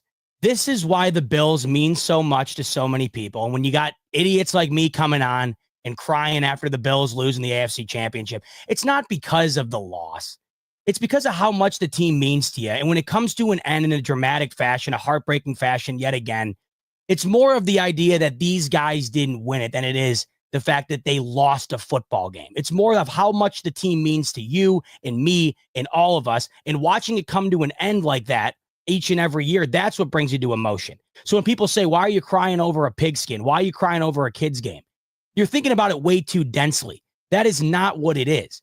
What it is an organization that means more to their fan base than any other organization means to any other fan base in this country and arguably worldwide. It is a very special thing in Buffalo. If you don't get it, you don't get it. But those that do know exactly what I'm talking about. And it's moments right there that make you realize why an MVP award, maybe it's not a Super Bowl trophy, but it's certainly something that means a whole great deal to this fan base, the organization, and Josh Allen in particular. And he 1000% deserved it for more reasons off the field than or as many reasons off the field as on the field. The dude is the whole package. He is the pack, and you understand why, because we're not Brandon Beane, we're not the personnel. You draft a guy, And some people aren't fortunate enough to have someone that they drafted and can stay the rest of their career with the same organization. That's a privilege to be able to do something like that. In this day and age, with free agency and contracts and all that stuff, I could see Josh Allen sticking it out. And like right now, I'd say some players, I mean, what we use Myles Garrett. Myles Garrett is some people are saying, man, you should stick around. No, I'm not sticking around. I want to win. I want to win, and I'm going to go somewhere where I do win. Shady McCoy was talking about it at best. I love what Shady was saying today. He's like, gone are the days. I mean, I'm paraphrasing here. So gone are the days where guys are sticking it out and doing the good old with the franchise. Because when the franchise wants to move on from you, they'll move on from you. So you can't think about it that way. Like Joe Thomas spent his whole career in Cleveland, not win a damn thing. So with someone like Josh that's talented enough that can get you over the hump, I can see this guy staying for his career in Buffalo, and you'll love it, right? So you're almost so proud of the fact that this guy is the guy that's leading your squad, and he's that dude. So great. Side note, off topic but on topic. I did not realize how fine Haley was. Listen. Hold on. I know we on this whole Josh Allen, like he's a sweet dude, all that. Bro, is his lady?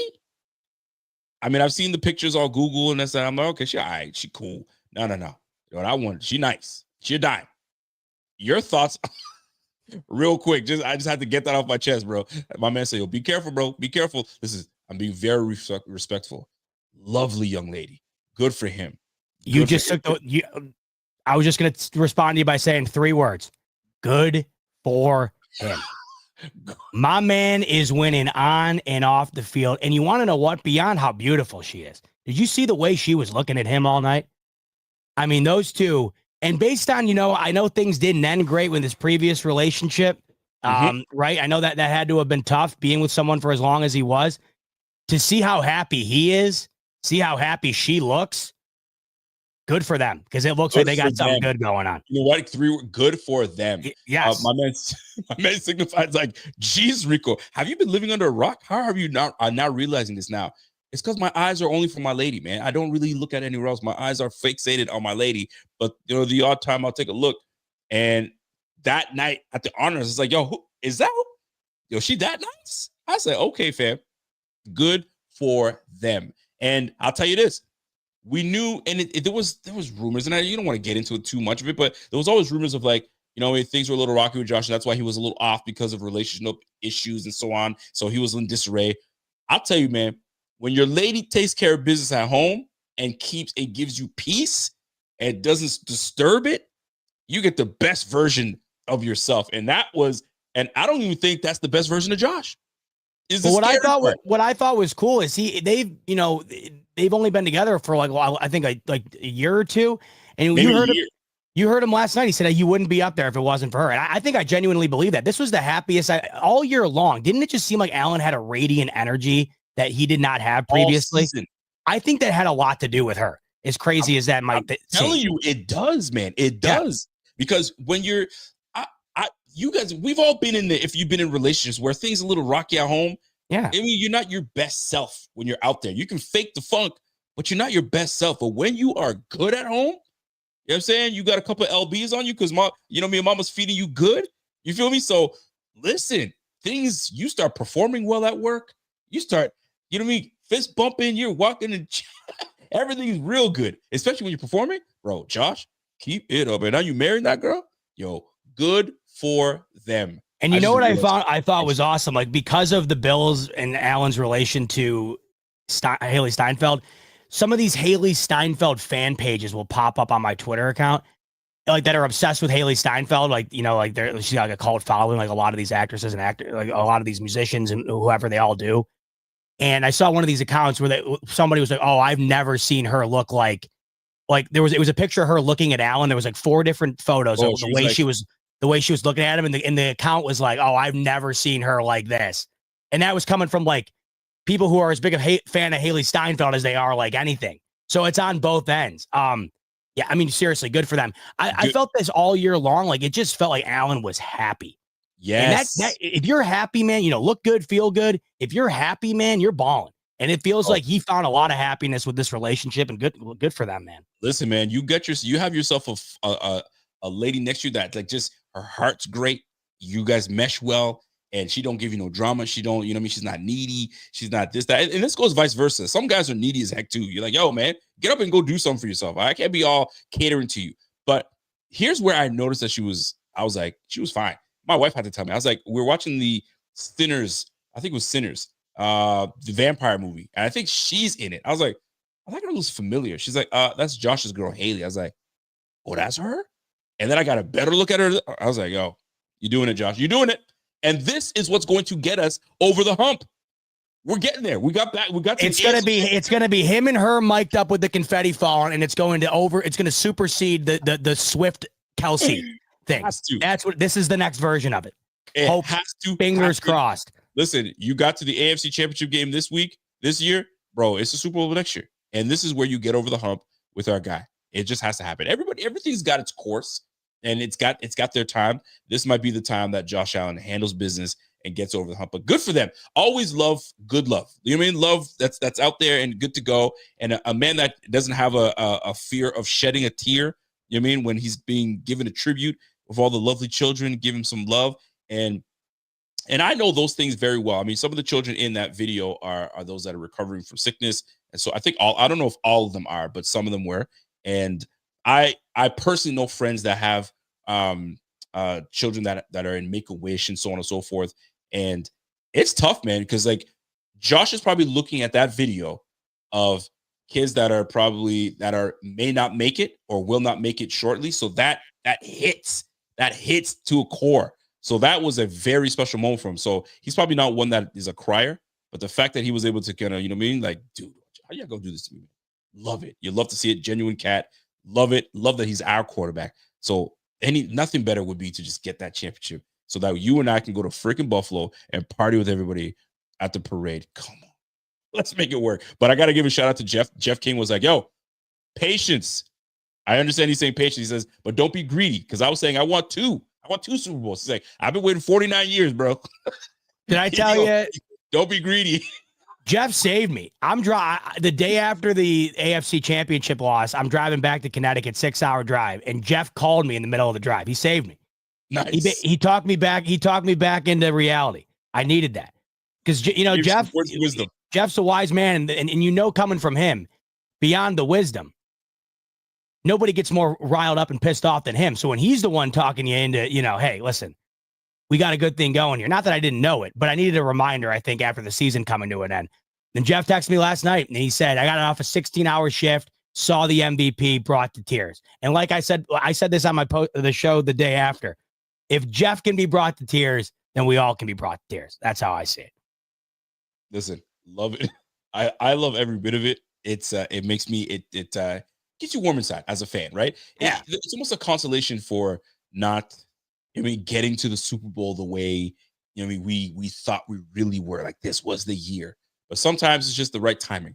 We just need the right pieces to come together, and it'll be sweeter when it does happen. So it is what it is. So that being said, love to see it. Love that we have Josh as a quarterback. Like, how could you not? It's lovely. How was when you were listening to all the awards being given out? Was there one award that kind of surprised you on, oh, that guy got it? Or was everything kind of like bang on?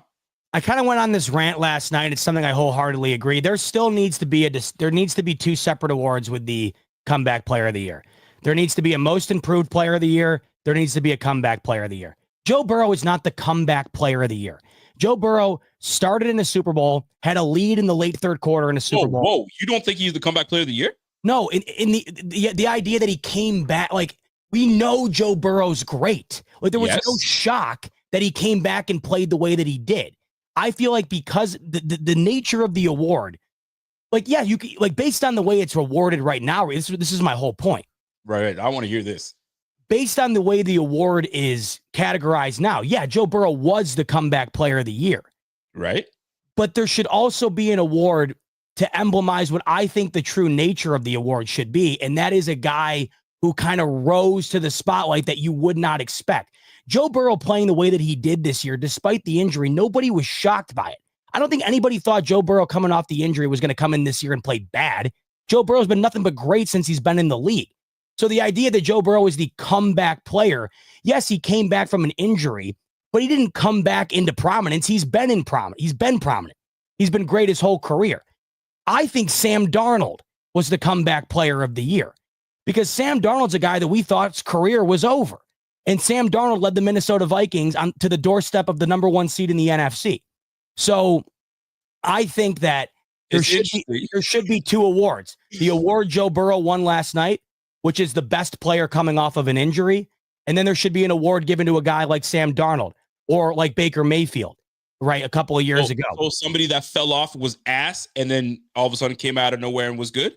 Right. So like guys like that's what you're saying. Most improved. So like Geno Smith would have won it a couple of years ago. Baker Mayfield would have had one by now. I think Sam Darnold would have won it this year. I think that there should be an award to recognize guys that became something when you really didn't think they would be. Hell, go back a handful of years ago when Jared Goff gets shipped off to Detroit from LA and everybody thought his career was over, right? Jared Goff rises. He was an MVP candidate last night. So Jared Goff would have an argument a couple of years ago to be the comeback player, or excuse me, the most improved player. I think that there should be a split down the middle award that kind of recognizes both ends, coming back from an injury. And when I say Joe Burrow wasn't the comeback player, I don't mean to say that he wasn't this year. Like he wholeheartedly earned it based on what the award is supposed to go to right now.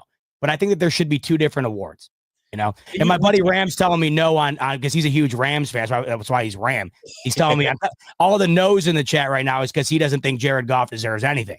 Listen, you got your Super Bowl, Ram. You got your bowl, and Jared Goff has been playing good football. He's not playing. I don't think he's the MVP, but a comeback player. I think Jared Goff a couple of years ago would have been in that argument. Who got the offensive rookie of the year? Oh, Jaden Daniels. Yeah, I mean that was a no-brainer. Josh is saying that it should have been Brock Bowers. How do you go to Brock Bowers and not give it to Jaden Daniels? Jaden Daniels, that dude. I love what you said. This is kind of what we talked about last year when it was Flacco that got the award, but we were debating if, and I was like, nah, I don't think that Damar Hamlin should have been even part of the discussion because this brother never played. I mean, how you gonna give it to somebody that you mean had a awful moment in sports? And then all of a sudden he's come back player of the year for what? Because you just decided to show up? No, you got to play. That's why he was nominated this year. And if he won it this year, I would have said, agreed, because he came back. But I get it. I think there should be 2 categories split. And we talked about that last year because of the Damar Hamlin thing. Joe Burrow getting it was like a no-brainer. Like that boy, he lit it up. But who didn't expect that to happen? He's supposed to. But I also can counter that by saying there are guys that get injured and never return to being the same. So they never do come back.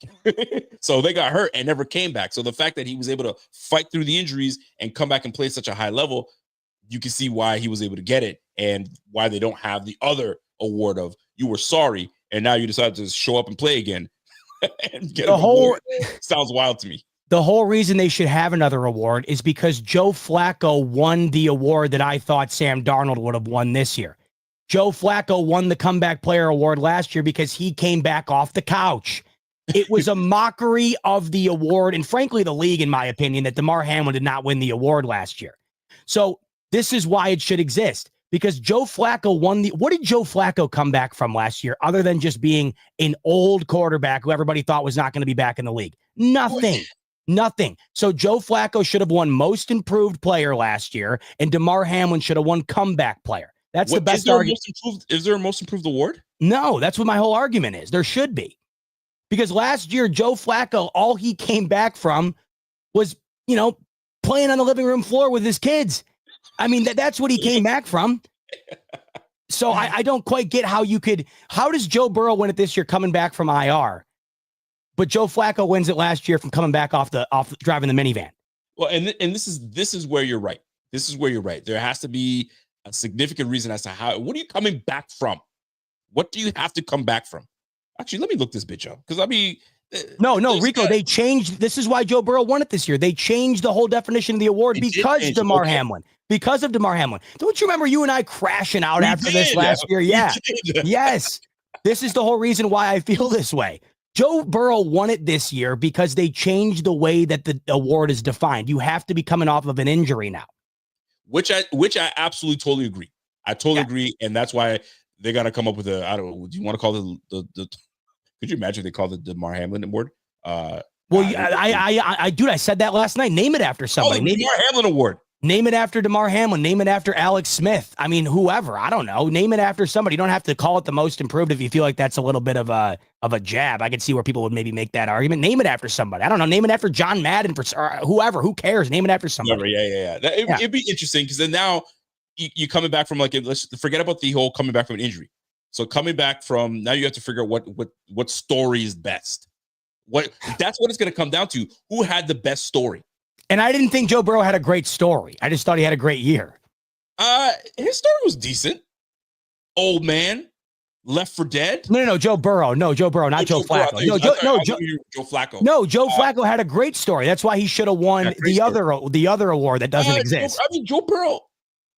He's just injured a lot. It's not a compelling story. Here's the deal: the Minnesota Vikings had an over/under before the season of 6.5, and they won 14 games. They had their rookie quarterback, first-round draft pick, go down with a season-ending injury before the season, and Sam Darnold was essentially supposed to go out there and just get him through the year, and he had him on the doorstep of a 1 seed. Now, I know it crashed out at the end. I'm fully aware of that. But the reason why... crash out, does he get it? Oh, like if he beat the Lions? Well, no, he doesn't get it, Rico, because it's off of an injury now. That's why I don't even know why was Sam Darnold even nominated? I don't even know. The amount of Sam Darnold shots they threw at Sam Darnold... He came out with nothing. Poor Sam Darnold. Right? And dude, he had a great year in literally the last. I mean, I feel kind of bad for him. He had a great year in the last 2 games, cost him tens of millions of dollars, and I think a long-term spot somewhere.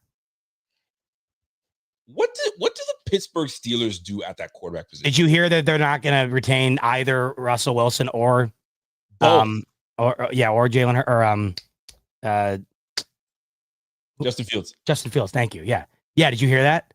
I did not hear that. So it's not like a fact, but the rumor mill. You know how you see inside source say Steelers aren't. Apparently, I think it was Jay Glazer who had mentioned this. And Glazer's a good enough source to say, hey, there's something behind that. Let me look this up. Yeah. So as you look it up, I'm looking at there's only so many teams that you can sit here and just say, okay, these guys have a legitimate chance. But you need a quarterback. You need a quarterback. You can't go anywhere in this league without a quarterback.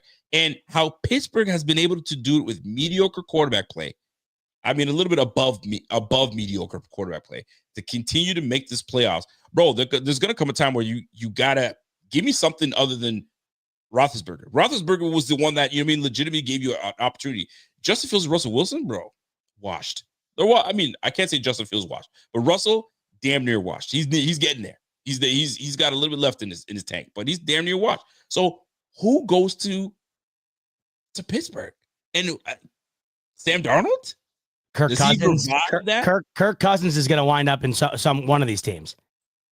Because did you see the Falcons are going to cut Kirk Cousins? Oh yeah, we knew that was coming. So he's going to Kirk Cousins is either going to be the quarterback of the Raiders, the Steelers. If Aaron Rodgers decides to hang it up, the Jets. Can't go to the Jets. I don't know, but here's the thing: if I'm Pittsburgh, what's the point of moving off of Russell Wilson to move into Kirk Cousins? What's the point of that?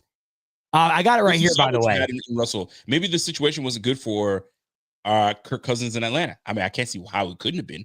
He had the weapons. He certainly had the weapons. Here's the quote from Jay Glazer. I don't think that's going to happen either. I think we'll see a new start for Russell Wilson somewhere.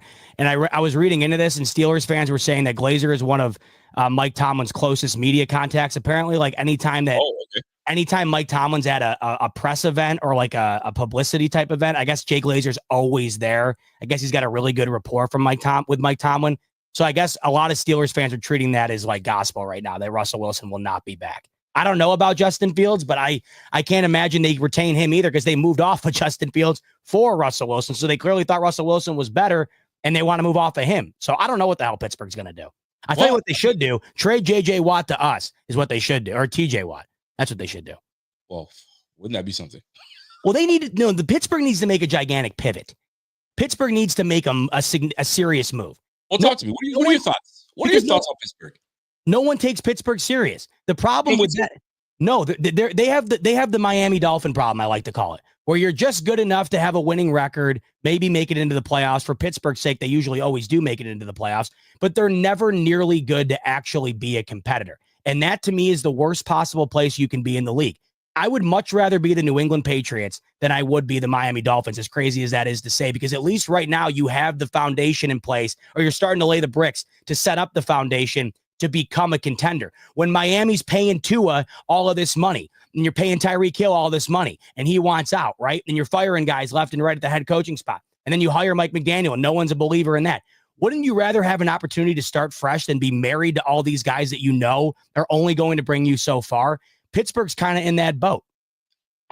Pittsburgh, at least their defense is going to be a top defense. Miami's always in the middle of the pack. Everywhere they look, you look middle of the pack offense, middle of the pack defense, middle of the pack. That's all. Ask my man Kevin. Kevin will tell you. Kevin's sick and tired of these guys being middle of the pack every time. Never picking high enough, never picking low enough, always in the middle. Right? It's the worst possible place to be. It is. For Pittsburgh, I mean, you're not going to pick low enough to get a good quarterback. So you're doomed there. You trade for one who's available. That's the thing. Nobody's available. That's why they continuously go through this carousel of either, young, unproven guys or old veterans that are on their way out the door. And the biggest issue, they never planned for Ben Roethlisberger's departure, by the way. You don't think so? You know what? You're right. They didn't. No, much like the Giants never planned for Eli's departure. The Giants, as great as Saquon Barkley was, the Giants passed over Lamar Jackson and Josh Allen for Saquon Barkley with the number 2 overall pick. And it was franchise altering in a massive way. As great as Saquon Barkley is, I genuinely believe that the New York Giants drafting him at number 2 is one of the worst draft picks I have ever seen. Ever. It's funny that you mentioned that, because Saquon, when Saquon was picked, that's a generational back. Yep. And who were they transitioning from at the time? Was it Eli started the first year of Saquon's career. Was it the first year of Saquon? And then they just went to crap after they that. benched him. It was back the year I was at both games. I got to watch Eli play. And Gettleman didn't allow him to get his streak. That was the big controversy. Oh, yeah. He had Iron Man streak, and he was like, nah, bro, you getting benched. Gino, get in there. I think it was Gino at the time. I couldn't remember. I can't even remember. Unbelievable. No, some of these franchises, it's not that they're poorly run. It's just that once you, like you said, they didn't plan for the quarterback situation. They didn't plan. No. They haven't been able to replace Roethlisberger since Roethlisberger's left. But same thing can be said for the Bills. Jim Kelly left. No, that's why they were so bad. But the opposite example of this, Rico, the perfect example of this is the Kansas City Chiefs. Alex Smith was more than a good quarterback. He was bringing them into the playoffs year in and year out. And what did the Chiefs do? Traded up and drafted Mahomes because they thought they could do better. They wanted to prepare for Alex Smith leaving, right? The Giants never prepared for Eli leaving. The Steelers never prepared for Big Ben leaving. The Chiefs prepared for Mahomes leaving. And do you know who was going to draft Mahomes if the Chiefs didn't? The New Orleans Saints. Sean Payton's on record saying they were going to draft him to replace who? Drew Brees, an all-timer. So some organizations know what they're doing. Some guys know what they're doing, and others don't. And the Giants some hold on too long, and that's the problem. They held on to, and Gettleman tried to make the transition, but they held on to Eli too long. Held on to Eli, and then disaster. So what they could have done, Rico, with that number 2 overall pick, they knew Eli's career was over. They could have drafted. I know it wouldn't have worked out with Darnold or Baker, but at least you could have said you did it. Like, they could have taken either Baker or Darnold or Allen or Lamar, and they went with Saquon, and look what ended up happening. And poor GMing will do that to you. Poor vision, because that's what it comes down to, is vision. And which now makes me transition now to our own guy, Brandon Beane. Would you say this upcoming offseason is a crucial one for Brandon Beane? You know, I feel like we say this every year. This is crucial. He has to nail it. I got to tell you, Rico, my whole thought on acquisitions has been completely mind-effed after what the Bills just did with no notable production at receiver outside of Khalil Shakir. The Bills just had the best offensive season in franchise history. We're averaging pretty much 30 points a game and didn't lose a single home game. I mean, they were putting up historic all-time numbers for their franchise, and they didn't have a 1,000-yard receiver. And Khalil Shakir, who would be wide receiver 2 on many teams in this league with prominent wide receivers, he was their lead target. They did not have any production worth note from anybody outside of him, really including the tight end position. And they were one of the most dominant offensive teams in the league this year. So now we go into this offseason, and you're thinking to yourself, yeah, the Bills certainly need to add to the wide receiver room. They absolutely do, and they will. But the idea here, Rico, of like having to make this major move, like obviously, T. Higgins is the top guy this year. Chris Godwin's going to be out there. This last year has completely like warped my whole mindset on it because we just watched what they did. They have to add, see, to me, they got to get better on defense and then continue to add guys like Mac Hollins, in my opinion. These glue guys I'm so against that. Go on. See, I think it works for these guys. I think it works for them. I mean, who came on at the end of the year? Curtis Samuel came on at the end of the year. Mac Hollins was lights out for these guys throughout the year, not just on the stat sheet, but really just as an overall guy in the locker room. And then at the end of the year, Mac Hollins, he was a major player in these football games. And then when you add the offensive line, the running back production, and Josh Allen, this offense is in a really, really good spot. It's not to say that they shouldn't add at the receiver position. They should, and they will. I'm saying I don't think you have to go and pay T. Higgins CD Lamb money to change this team around. What you have to do if you want to make a splash is mortgage the future for a guy like Myles Garrett or mortgage the future for a guy like Max Crosby. That I would be all in on. Going all in on an offensive player, though, Rico, I'm not in on that at all. You see, I'm not in on what you just said. I'm in the mind frame. I'm in the mind frame of you need someone that can match Josh's energy. Josh took it up a notch when you brought him Stephon Diggs. Took it up a notch. So Josh was where he needed to be and just working with players that needed to still get developed. Now, can they still develop? Great. But when it came down to it, last freaking possession, and you need somebody to step the fuck up, pardon me, I'm swearing again, there wasn't anybody that you could say, you gonna show up or not? You had a miscommunication between himself and who was it that was it Khalil Shakir? Khalil Shakir. Khalil Shakir is not a receiver one. Let's be clear and let's be honest with another. He's a very great complimentary piece, but he's not your number one where that's my guy and he's gonna get me 90 to 150 yards. Not gonna happen. All right. So overthrow, miscommunication between the two. That shit does not happen between him and Diggs. It didn't until the relationship faltered. But when the relationship it sounds like you want another Diggs though. I want somebody that Josh says, go and get open, and it's going to happen. We don't have the guy that he can say, go and get open, it's going to happen. Because everybody can get open. Nah, but Dalton Kincaid didn't have the year he had. Blame it on injuries? Fine. Keon Coleman, blame it on him being a rookie, never recovered from his injury? Sure. Curtis Samuel shows up at the end, one reception, maybe a couple. Not good enough. Mac Hollins, your receiver 4. I need a guy that consistently can be the guy. Amari Cooper, you just never built enough with him. You need that guy. Look at the Philadelphia Eagles. Look at the freaking Ravens. Look at the Kansas City Chiefs. Like, they got their dude. So, like, Josh needs his guy. And I'm not saying he has to be a diva, but you gotta, look, I just want to share something real quick.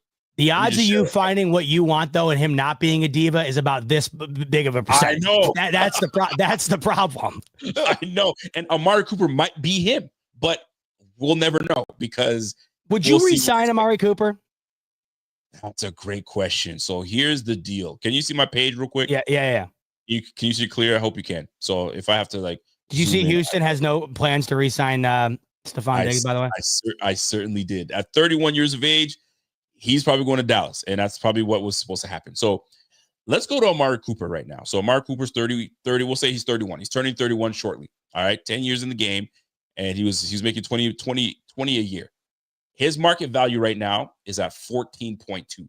To me, those are lovely numbers. If you can sign this brother at 14 mil, I'd bring him back without question. What say you? Would you bring him back at that number, or is that too rich for you? You'd rather go with a young receiver that doesn't covet a lot of money? I would bring Amari Cooper back if he's willing to come back. Yeah. At that price is not a bad price.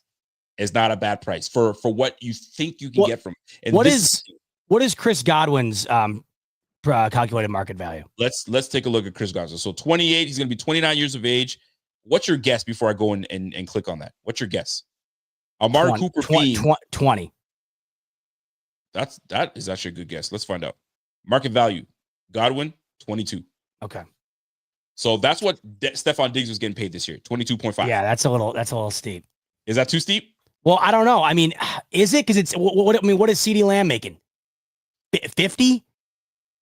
So anymore, Rico, these numbers go up so insanely that I can't even keep track of what's good and what's not anymore at this point. It's unbelievable to me. So DeAndre becomes a free agent. Mike Williams becomes a free agent. I mean, I'm going down the list here. Once you go down the list, it's over with. There's nobody that's going to see here. Do you bring Mac Hollins back? Absolutely. You bring him on a 1-year deal, or you try to give him a multi-year? 2.4 for 1 year. 1 year deal, 2.4 mil. Oh my God, yeah, it's a no-brainer to me. I think I bring him back too, because not just for his skill set, but for what he does in the locker room. But I'm looking down this list. I don't see anything that I like once I go down this. But that's to be had, because that's what it is. So right now, your top dogs are Keenan Allen at 32. You can't go and pay that, brother. You just can't at 32, almost 33 years of age. But although he still can, his market value is at 11.1. But he's hurt way too much, like every single season, every year. I saw from him when he was with Chicago. But you're right. You can't pay that much money for someone that you don't know. Just to give you a reference real quick, by the way, Rico, I wanted to base this off of what the highest paid wide receivers are in the league. I thought it was a bit higher than it was, but obviously it's going to continue to get higher because it just continues to get raised and raised and raised. That's why I think T. Higgins has had such a hard time working out a deal with Cincinnati, right? Right now, Justin Jefferson, the average the average annual salary for the top of the market receiver right now is around $35 million. That's crazy. So that's insane. That makes you. So who do you have here at this 25 mark? Oh, this is T. Higgins at 25.4 mil. See, here's the thing. That's the calculated market value. There's no way I think he settles for 25 million. You don't think so? I mean, you know how it goes, Rico. This is what the league's become now. It's this next man up BS that's ruining teams. You're right. You're absolutely right. And because it gives you kind of comparable players, right? So Brandon Ayuk, what? 30 mil? No way. The Niners didn't the Niners just extend him? They did. They just did. So Brandon Ayuk 30, and then he got hurt. Yeah, so that's for Justin, 30 for Amon-Ra, and then 32 for AJ Brown. So those are your top dogs in the game. You got to find a guy that you think's worth around 18 to 20 max, I feel like. 18 to 20? So based on this list, your closest Godwin would probably be the closest. You're probably right. Probably Godwin. And based of age and what he's been able to do. But don't forget, he had a pretty gruesome knee injury himself. I know. That's the problem. But that's the reason why he's discounted a bit. Oh, man. But you can get some decent players like Darius Slayton for a decent little price. I'd like to see how much. Well, this is what I'm getting at, Rico. This is where. So let's go back to what we were talking about in terms of you wanting this guy, right? Yes. As we're looking through these numbers, you're starting to realize that acquiring that guy is going to take up considerable funds, either considerable funds or considerable draft capital, right? No question. Here's what you said to me that stood out. You said that the Bills need a guy on offense that can match the energy of Josh Allen. Yep. My response to that would be the Bills defense needs a guy that can match the energy of Josh Allen. The Bills defense needs their defensive version of Josh Allen. If we look at the Chiefs right now, Rico, Chris Jones is the defensive version of Patrick Mahomes on the Kansas City Chiefs. Can I stop you right now? Go ahead. I need to stop you right now because I asked a question on Twitter. Because I had a frank conversation with the chat on my Tuesday show. And it was actually a really good conversation. And we were talking about Myles Garrett, Max Crosby, because we were talking about this very thing you're about to bring up. Mm-hmm. Defense is where we need to match the energy for Josh. Receivers is if we went back and we ran it back with the same receivers we have, am I losing sleep? No, I'm not losing sleep. Right? We can run it back and we'll do what we do because history shows that we put points on the board. All right. We got into the Myles Garrett conversation. And I was asking, who do you give up for Myles Garrett that you're willing to give up for Myles Garrett? Because allegedly they're asking for picks and a player. They're not asking for a whole lot, maybe a first round pick, maybe a second or third, and a player. So I was like, who would you give up? So then we started discussing. I mentioned the name that I found very intriguing to give up. I made my spiel on how we can go about it. Then I went on Twitter. I was like, let me see how people's minds work, because I think they're full of shit. That's what I think. So I say this with all respect of people, by the way, because they claim they want all the top dogs, but when it's time to pay the piper, hand clinched like this, they're not giving shit up. So I said, hey, if you guys were to give up anybody on the team, who's off limits and who would you be able to give up for? Who would you be okay to give up for Myles Garrett? I love that question. I love thinking about who is untouchable on Buffalo right now besides Allen. Right. In my opinion, there's only one player untouchable, and it's Allen. There's no two other players. I have two players that I wouldn't move. I only have two. Okay, so outside is of Allen, one of the two? No, I have two outside of Allen that I would not move. For Myles Garrett, I'm specifically talking about Myles Garrett here. I know. Okay, talk to me. I would not move Deion Dawkins or Spencer Brown.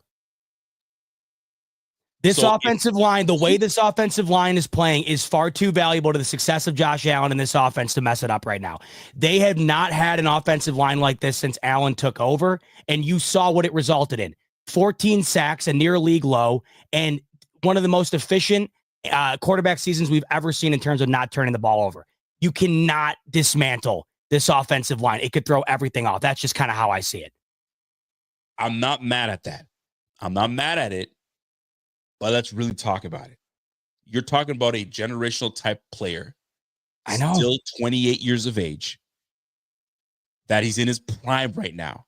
Myles Garrett, previously won Defensive Player of the Year, hungry as ever to win, and the Cleveland Browns are saying, you want him? That's cool. But I need, and I'll use your example, I need Spencer Brown. I need a bookend tackle to protect my quarterback. You think Brandon Beane's not going to be like, generational defensive lineman that can change the game for Spencer Brown and what else? First round pick and a third round pick for next year. This year's first and next year's third. I'll throw it out there. Maybe they want this year's. Who cares? The point is the player. Don't tell me you're not giving up Spencer Brown. Go sit on. You also have to factor in. You also have to factor in that you're going to have to pay Myles Garrett a top of the market deal after this upcoming season. Clearly, yes. He changes the game defensively. Oh, Rico, there's nobody on the planet that wants Myles Garrett more than me. But But you don't want to give up Spencer Brown. I don't want to give up anything on that offensive line. So you're going to let him walk. I would find a way to. You don't want to give up Spencer Brown. Here's what I'll tell you what I would do instead. I'd give him the 2026 first round with the 2025.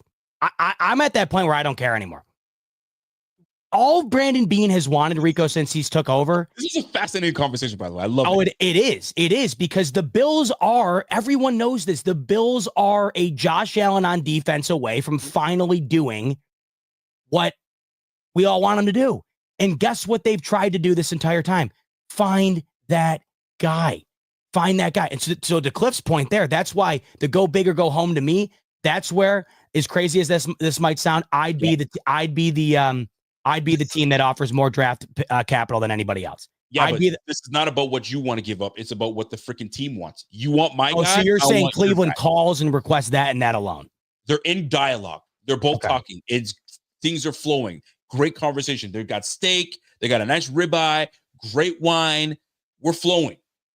Let's talk about it. Like, is Myles Garrett really available? Yes. Okay. You know who I've been paying attention to? Your right tackle, 6'8", 310. He was blocking his ass off, and he's nasty. I need that because I'm moving on from Deshaun Watson. I'm going to get myself a quarterback. I need someone to protect him. I got David Njoku. I got Jerry Jeudy. Listen, I got myself something here. I need a bookend tackle. You want Myles? Let's make a deal. The wine is flowing. If this wine doesn't do anything for me, listen, I wake up tomorrow, this deal might be off. You know how deals work. The deal has to happen now or it doesn't. Are you keeping Spencer Brown and not taking Myles Garrett? And I'm using Spencer Brown because you said those are the two. I know. You know what? He goes, fine. You want to keep Spencer? Because you're playing hardball with me right now, Mr. GM for the Cleveland Browns. Then give me Dion. I want one of them. No way. Not a chance in hell I would move on from Deion Dawkins. No way in hell. Okay, so now we're okay with Spencer. I'm not making that trade. Listen, shake right on it right now because you can have him. No, I'm not. I'm not trading Spencer Brown or Deion Dawkins. So we're done talking here. Myles Garrett, I'm gonna shop him to KC then because KC's ready to he's ready to deal with me. Oh, don't say that. No, that's what I'm gonna say. No, you can't say that. No, that cannot be the response. I want Spencer. Listen. I got teams calling me. You didn't need to say that part. I respect you, Brandon Bean. I respect you, Brandon Bean. I want Spencer Brown. If Myles Garrett goes to the Chiefs, you will never see me again. Okay, I gotta hang it up. You have got to be out of your mind. I'm saying, where do I sign? No way. This offensive line is far too pertinent to the success of Josh Allen right now. I can't do it. Josh is a generational talent. He will make it work. If you didn't have a good quarterback. And guess what, Rico? With the best offensive line he's ever played behind, he just won an MVP. And he just turned the ball over 6 times when he was turning it over nearly 20 times a season ago through the air. The offense, and plus, Rico, they've had a 1,000-yard rusher in back-to-back years when they didn't have one for 7 years. Brandon, are we making this deal or not? No. Okay. Hey, you're playing hardball. Fine. Is James Cook available? Yes. No questions? James Cook for Myles Garrett? Yes. And I hate to say it, but yes. Yes. Okay. Deal's off. You're clearly you don't want to deal with me? You just offered me to the James Cook deal. I'll take the deal. I'm trying to see how quickly you were ready to move off of him. But you know who I wanted. You didn't want to do it. Your bookend tackles, you said they stay put. You just said it, bookend tackles. Rico, do you know how hard that is to lock down in this league?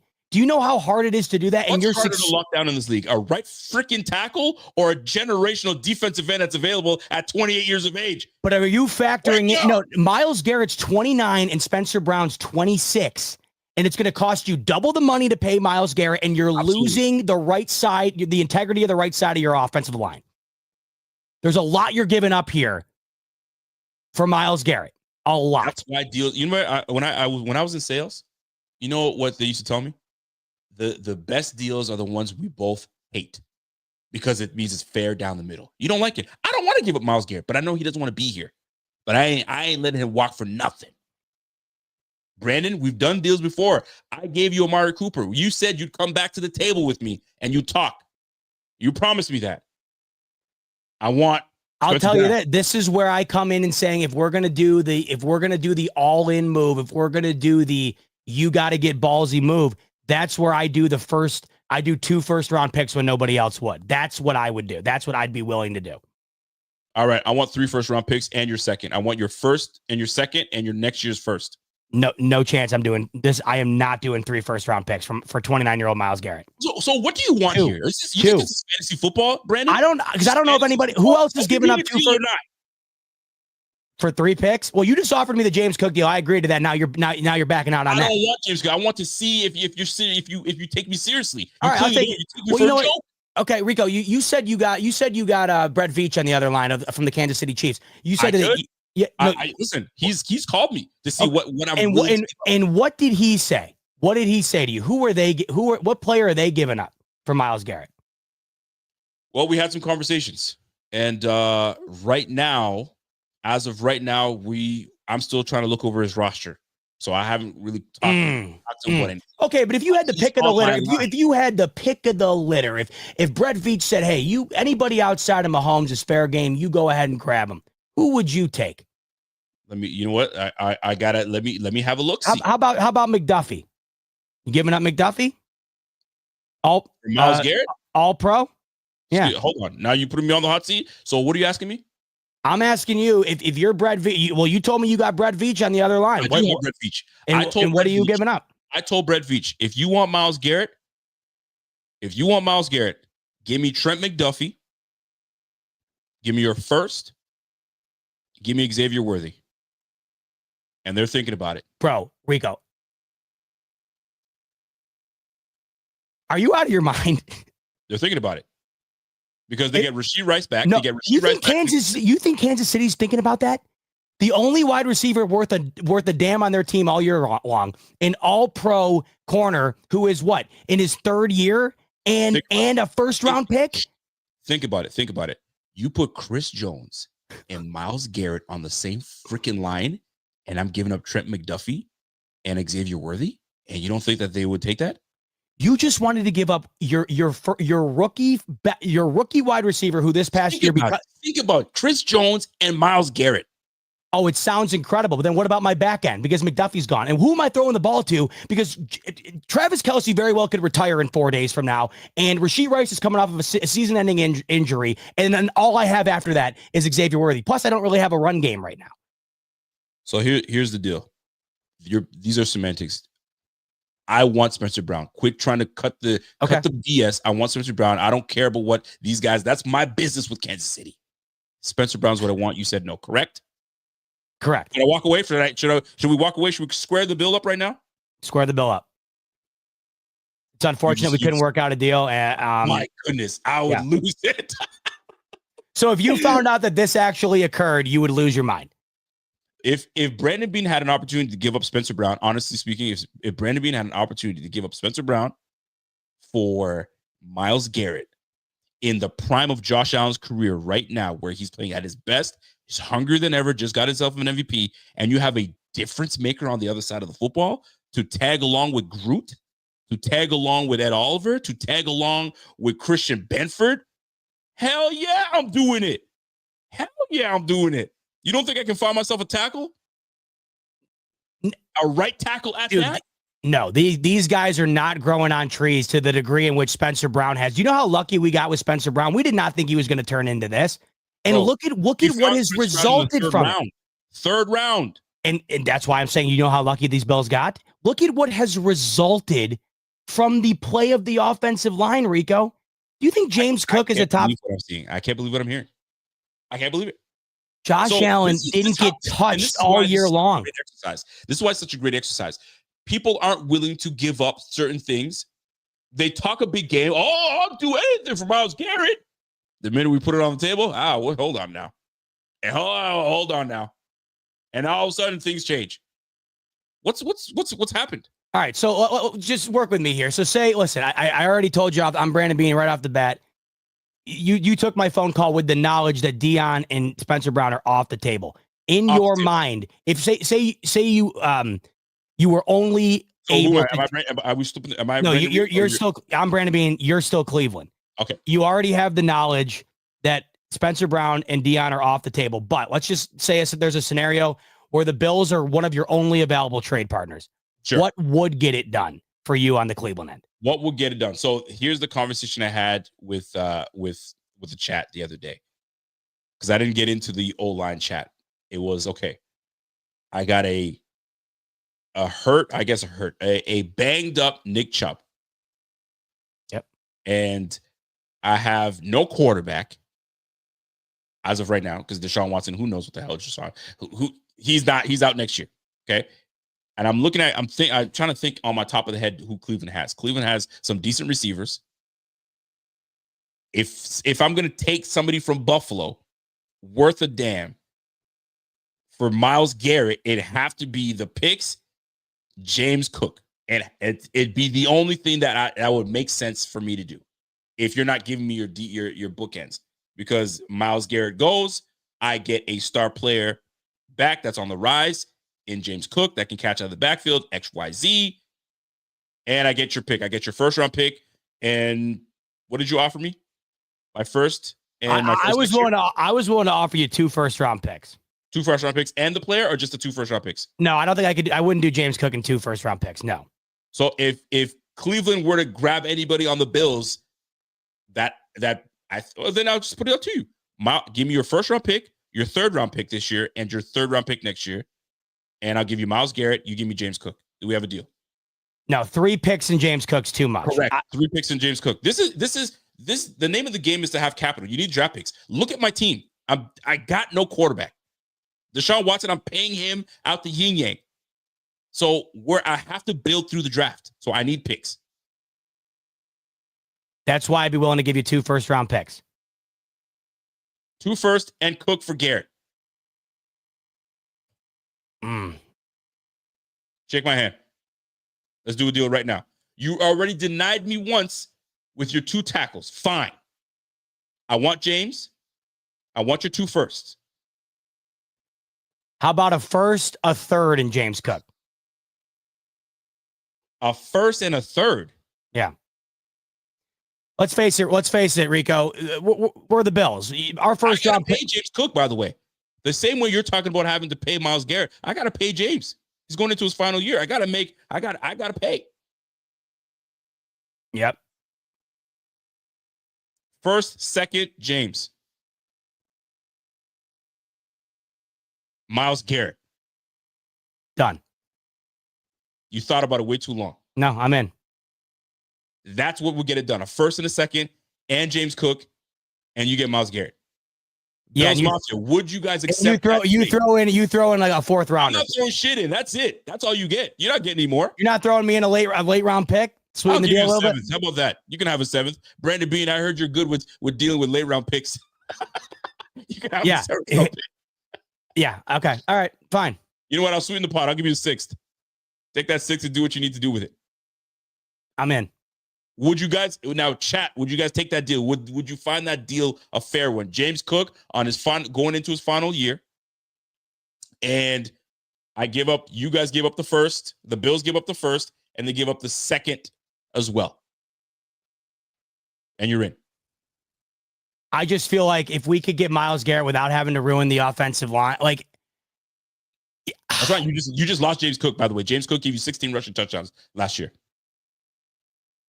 I think you're going to be able to probably replace the production from the running back room better than you're going to be able to replace the production from the offensive There's line. No question. And this is where I came in with on the Tuesday night. I said I would definitely give up James Cook, no question. Yes, to get Garrett. And I think I said it was going to be a first and a third. I think I talked about a first and a third. I was just pitching things out there.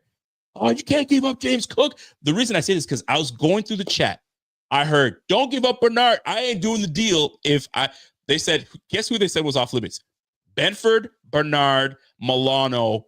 I couldn't believe my eyes. If you mean to tell me if they asked for Bernard, you'd say, to give you Myles Garrett? I don't think so. Are you kidding me? The problem is the secondary is already a bit shaky to begin with. The Bills are going to have to look into that as it stands. Everyone in the chat, by the way, saying that we're not the best GMs. I want to know what the chat's thinking. What would you do? What I mean, I asked the chat on Twitter for a reason to see, okay, where's everybody's mind at? Am I the only one tripping? So you guys have an opportunity right now to let me know what you would do to get Myles Garrett. What would it take to get Myles Garrett? And it's not Madden where you can just give me some flip-flop nonsense trade. Give me a legitimate trade where the Cleveland Browns would actually really consider. Bot and I just made a deal. We said a first and a second and Myles Garrett, and I get James Cook and he gets Myles Garrett, and we made a deal. Done. I get a young running back that I can kind of pay and do what I need to do. I get draft capital so I can rebuild my team through the draft because I ain't got no money because I'm paying my man Deshaun Watson a boatload of money. That's the worst contract ever, by the way. Of all time, in any sport. So of all time. We got some things coming. 2025 first round, 2026 first round, and 2026 third. I want a player. I want a player. Here's the thing, though. I don't know if Cleveland really is all in on needing a player. I think that they would be more willing to go draft picks. I think didn't we read that they're not necessarily asking for a whole lot of draft capital, but they want a player in return. I don't think they don't even want to make this trade. So that's the other thing. Like, they don't want to do this. Man, this is tough. It is tough. It really is tough. Now, that's Myles Garrett. Then you have Max Crosby. Max Crosby is 2 years younger. I know. Than Myles Garrett. And that would be a hell of a get. Could it be easier? A new regime has come in. They don't have the relationship they have with with Max Crosby. Does he want to be around the Raiders anymore? Highly doubtful. So he's probably going to ask to be traded. So Pete Carroll and whoever the GM is out there, and Tom Brady's probably going to be involved in this. What takes place? How do you get Max Crosby to Buffalo? And what the hell do the Raiders need? They probably need a running back. Everything. Yeah. Receiver, they need everything, man. They need a lot of picks. So because they need to get young, and they need a quarterback too. So they're probably going to need. They would probably need the 2026. Be more about just picks. I think Cleveland's more about picks than players too. Cleveland's not a win. Cleveland's not winning anytime soon. I'd want the picks if I were Cleveland. I guess so. I mean, if they wanted a player, if they didn't want a player, even better. I'd give up the picks. I'd give up a lot. If I wanted a player, okay, here it is. I'm going to come back to the table. By the way, James Cook, y'all can have him. I'm ready to build around my draft pick. So here's what I need from you. I need 2 firsts, like we talked about. And I'm going to need that second. So your first and second this year and your first next year. For Max Crosby? Yes.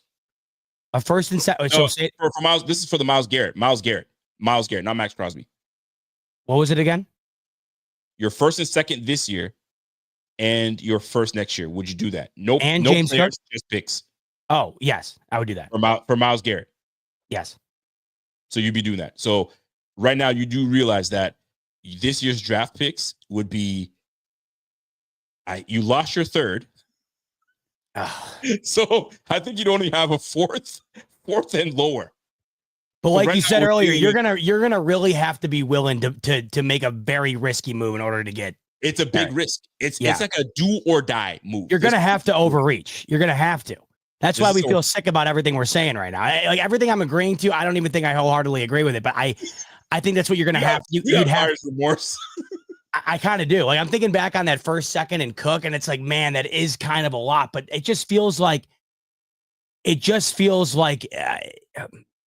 one, you're gonna have to do something that would make you sick, and 2, it just feels like if they got Miles Garrett, I mean, it's just generationally different, right, for this team. For people that say that they wouldn't trade James Cook, guys, seriously, and take it from me, I'm a guy that loves the running back position. I've learned to really like what James Cook has done for the Bills. I would trade him in a heartbeat. We just drafted Ray Davis.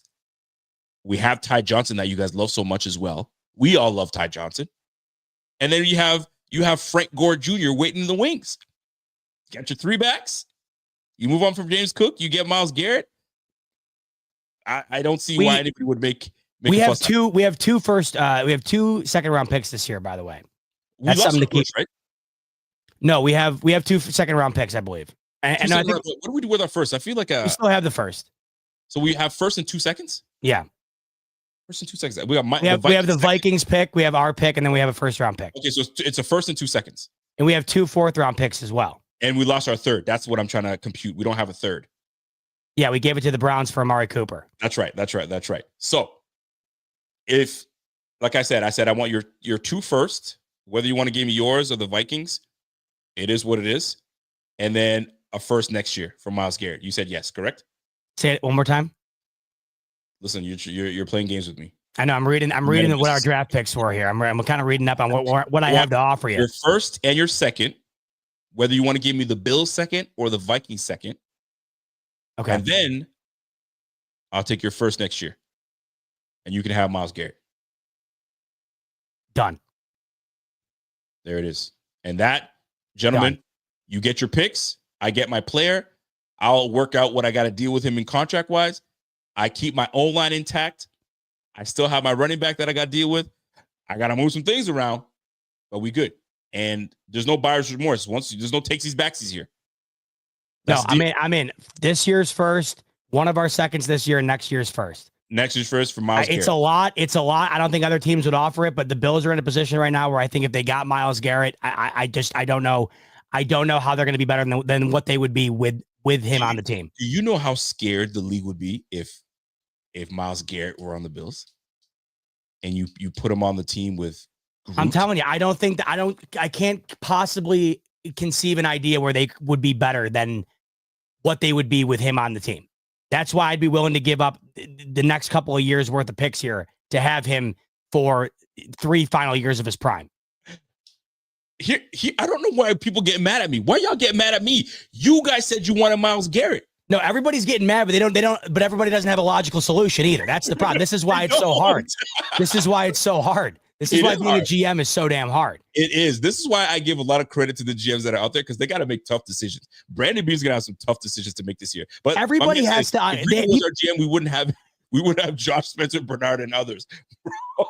Well, you would have already traded Josh for Deshaun Watson a couple of years back, so we would have been dealing with that right now. That would have been a huge problem that we were facing. Yo, that's too crazy. My man said, you're going to be an American soon. Nah, you tripping. We ain't giving up this country to become your 51st state. Y'all are kicking rocks. Anyway, but I find that fascinating because that's what we went through when looking at how to bring Myles Garrett. And if it's even realistic, is it realistic to even have him to the team? And that's why that conversation started. Okay, so he's cool and all, like it'd be great to have Myles, but you got to give up something. And you're going to have to give up something that you love, unfortunately. So how much do you love this team and who you're willing to part ways with? And when I asked that question on Twitter, boy, I was baffled. I heard people say, I'm not giving up James Cook. I'm not giving up Dion, Spencer Brown, Bernard, Benford. Who else did I see on that? Milano. They didn't want to give up Milano either.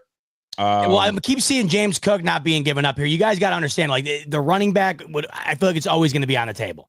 Like as hard as it would be to let James Cook go, as great as he's been, like they're not going to turn away from getting rid of him. I think for a chance of getting Myles Garrett. There's no question. And as much as and let me tell you something, this would be the time to do it. Why? Because you can sell high. James Cook had a phenomenal year. Sell high. This is when you do it. If James Cook had a 700-yard season, 4 touchdowns, they'd be like, "Nah, bro, you good." I also keep seeing people throwing out the idea that they would want Kaiir Elam. Kaiir Elam can't even get on the field for the Bills. Why would that? How would that sweeten the deal for Cleveland at all? And I'm the bad GM. What? Not 2025 first, 2026 second. Groot and Elam, and we're cooking with grease. What? What kind of grease you cooking with? You wouldn't do that if you were Buffalo? Of course I would do this with Buffalo. Oh, yeah, okay. I thought you were saying. Okay, I thought you were saying the other end. Okay, no, he's on crack. No, talking about me being on crack. Cleveland's not signing up for that. I don't think. No, they're not signing up on that. Kaiir Elam. But maybe they are. I don't know. What's the market going to be? The other thing, too, is the Bills' first-round draft picks are so deep in the draft, they're basically second-round picks. So that's the other problem that you're faced with, too. That's why you're going to have to give up even more. That's why you'd have to probably give up 2 first-round picks because the Bills are picking 30th, you know? And it comes down to how much you want the thing, right? So now, Myles being out, Crosby being in. What do you get for Crosby? Is you're going to have to give up more? The same level as Myles Garrett, or is that a Myles tier 1, Crosby tier 2, or are they both tier 1? I would say Myles is probably tier 1, and then I would say Crosby's probably like tier 1B. Like the 1B, fall off is it? I would agree. But I would say that the thing that lessens the gap between the talent would be the years, the longevity. So that then I think it's kind of a wash at that point. 100%. And I to be honest with you, if I were to choose between Myles Garrett and if they're both available, all right, and I had to choose between the two, or you had to choose between the two, just for fit, just for what they, personality and what they bring to the table, et cetera, et cetera, et cetera. I just saw a crazy stat. They had in the first 100 games. No, Myles Garrett is between or before they're 30. Or I can't remember what the stat was. It was 2 iconic players, and Myles Garrett is third with 102 sacks. Right? It was like 109 sacks and 111 sacks or something. Can't remember what the stat was. But Myles Garrett was amongst that. He's on a tear right now. Anyway, Crosby or Myles Garrett, who fits better? Right? Oh, I would much prefer Max Crosby. Based on what? The age, primarily. That's my biggest thing. Age is cool. He's 2 years clean and younger for sure. Yes. The age, I feel like he'd be a great fit in Buffalo. That dude is just a chill dude who wants to win. I think he's a personality fit. I think the age helps. And I also think that when he's surrounded by a better team, I think we're going to be able to see him elevate to potentially a level that could rival that of Garrett's. So I don't know if we've seen his best ball just based on who he's been surrounded with. So I think that you could also be betting on him being even better. I think there's a variety of factors involved. I would rather have Max Crosby. There's something about the Max Crosby effect that I would like. I kind of like the edge of he hates Pat Mahomes. Did you literally hear him say the other day it would mean nothing to him if he won a Super Bowl with Kansas City? Somebody asked him like the idea of like if he was going to play for Vegas his whole life or whatever, and I forget how they got down the road of talking about Kansas City, but he said that it would mean nothing to him if he won a ring with the Chiefs. That's a Buffalo guy. That's a Buffalo guy. That's the edge that I kind of like. But I also like Myles Garrett's like, yo, I see all these teams that need that one player. I want to be the difference that makes that one team get over the hump. And I couldn't help but feel that he was talking about, Buffalo. So if either one of those guys, I'm sure both of us would be absolutely thrilled. Oh yeah. I think I'd be willing to give up a little bit more though for Max Crosby. Oh shit, really? Just because of is Spencer Brown back on the table? No, I'm saying I think I might be willing to give up more draft capital just because of the age. That's a big thing. Dude, if we can because he will be in his prime for pretty much the remainder of Josh Allen's prime, which would be, think about that. You would have your Josh Allen on the other end for the remainder of Josh Allen's prime years. I don't know how it gets better than that. And the point I was making earlier, this is why we got down this topic in the first place. The idea that the Bills need a Josh Allen on the defensive end. Think about all these top teams right now that have elite quarterbacks, and then they have an elite presence on defense. I mentioned the Chiefs earlier. You look at what the Eagles got right now. They have multiple elite pieces on defense, including all over the field. They have elite defensive presence. You look at the Detroit Lions, Aiden Hutchinson, right? He's their piece. You look at the Rams, Jared Verse, who just won Defensive Rookie of the Year last year. It feels like a lot of these teams that are having the success that they're having also have another guy on the other side. And I think currently the Chiefs wouldn't be what they've been if the defense hadn't become what it became. When Tyreek Hill left and that offense was no longer, the greatest show on turf, it was the defense that has propelled them to become what they've become. So that's why I feel that if the Bills are going to continue to go down this road of not having the X factors all over the field offensively, put the chips in the middle of the table on the defensive side of things. I like it. Listen, I love these conversations, and I got an exercise that we're going to both work on before we get out of here. Yo, Silas, we've been in the chat. We've been talking, and the topic of conversation was Myles Garrett, Max Crosby. What would it take for us to get either one of those guys on the squad, and what would you give up? And I put Bot on the spot, and it was tough. Bot was sweating. So I still am. Bot was sweating. So I said to Bot, I said, I'm thinking about that all night. I'm Cleveland, and I know Buffalo's looking for a defensive end. Let's be real. We know what the deal is. If you want Myles Garrett, you're going to have to give me your first, and the original deal was your first, your third, I believe what I said, and I asked, and before I went there, I said, who on the team is not touchable? Like, you can't, they're off limits. And Bot said, aside from Josh, untouchable, Spencer Brown, Deion Dawkins. I was actually floored when he said that. I was like, oh, interesting. I actually respect it. And I said, okay, let me play on his heartstrings a little bit. I said, give me Spencer Brown. You can have Myles, and I'll give you. So I'll take your first and your third, and I'll take your man, Mr. Spencer Brown. And Bot took a quick second thought about it and said, no. I was thrown. I said I would have gave that up real quick to get Myles Garrett. He says, no, man, those are your bookend tackles.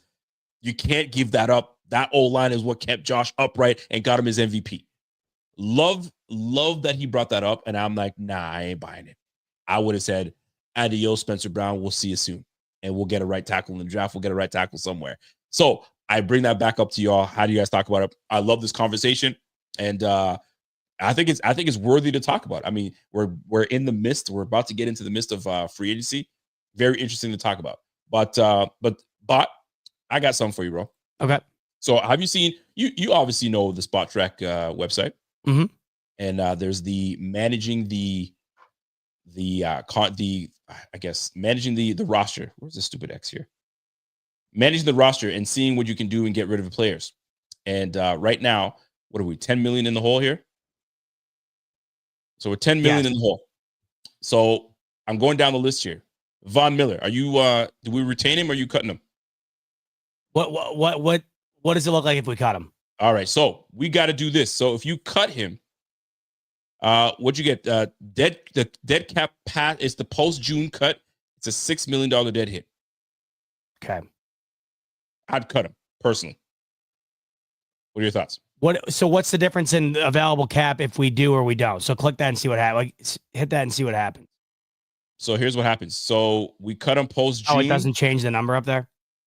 Let me see. I put vol in here. Designated post June cut. Oh, it doesn't tell me.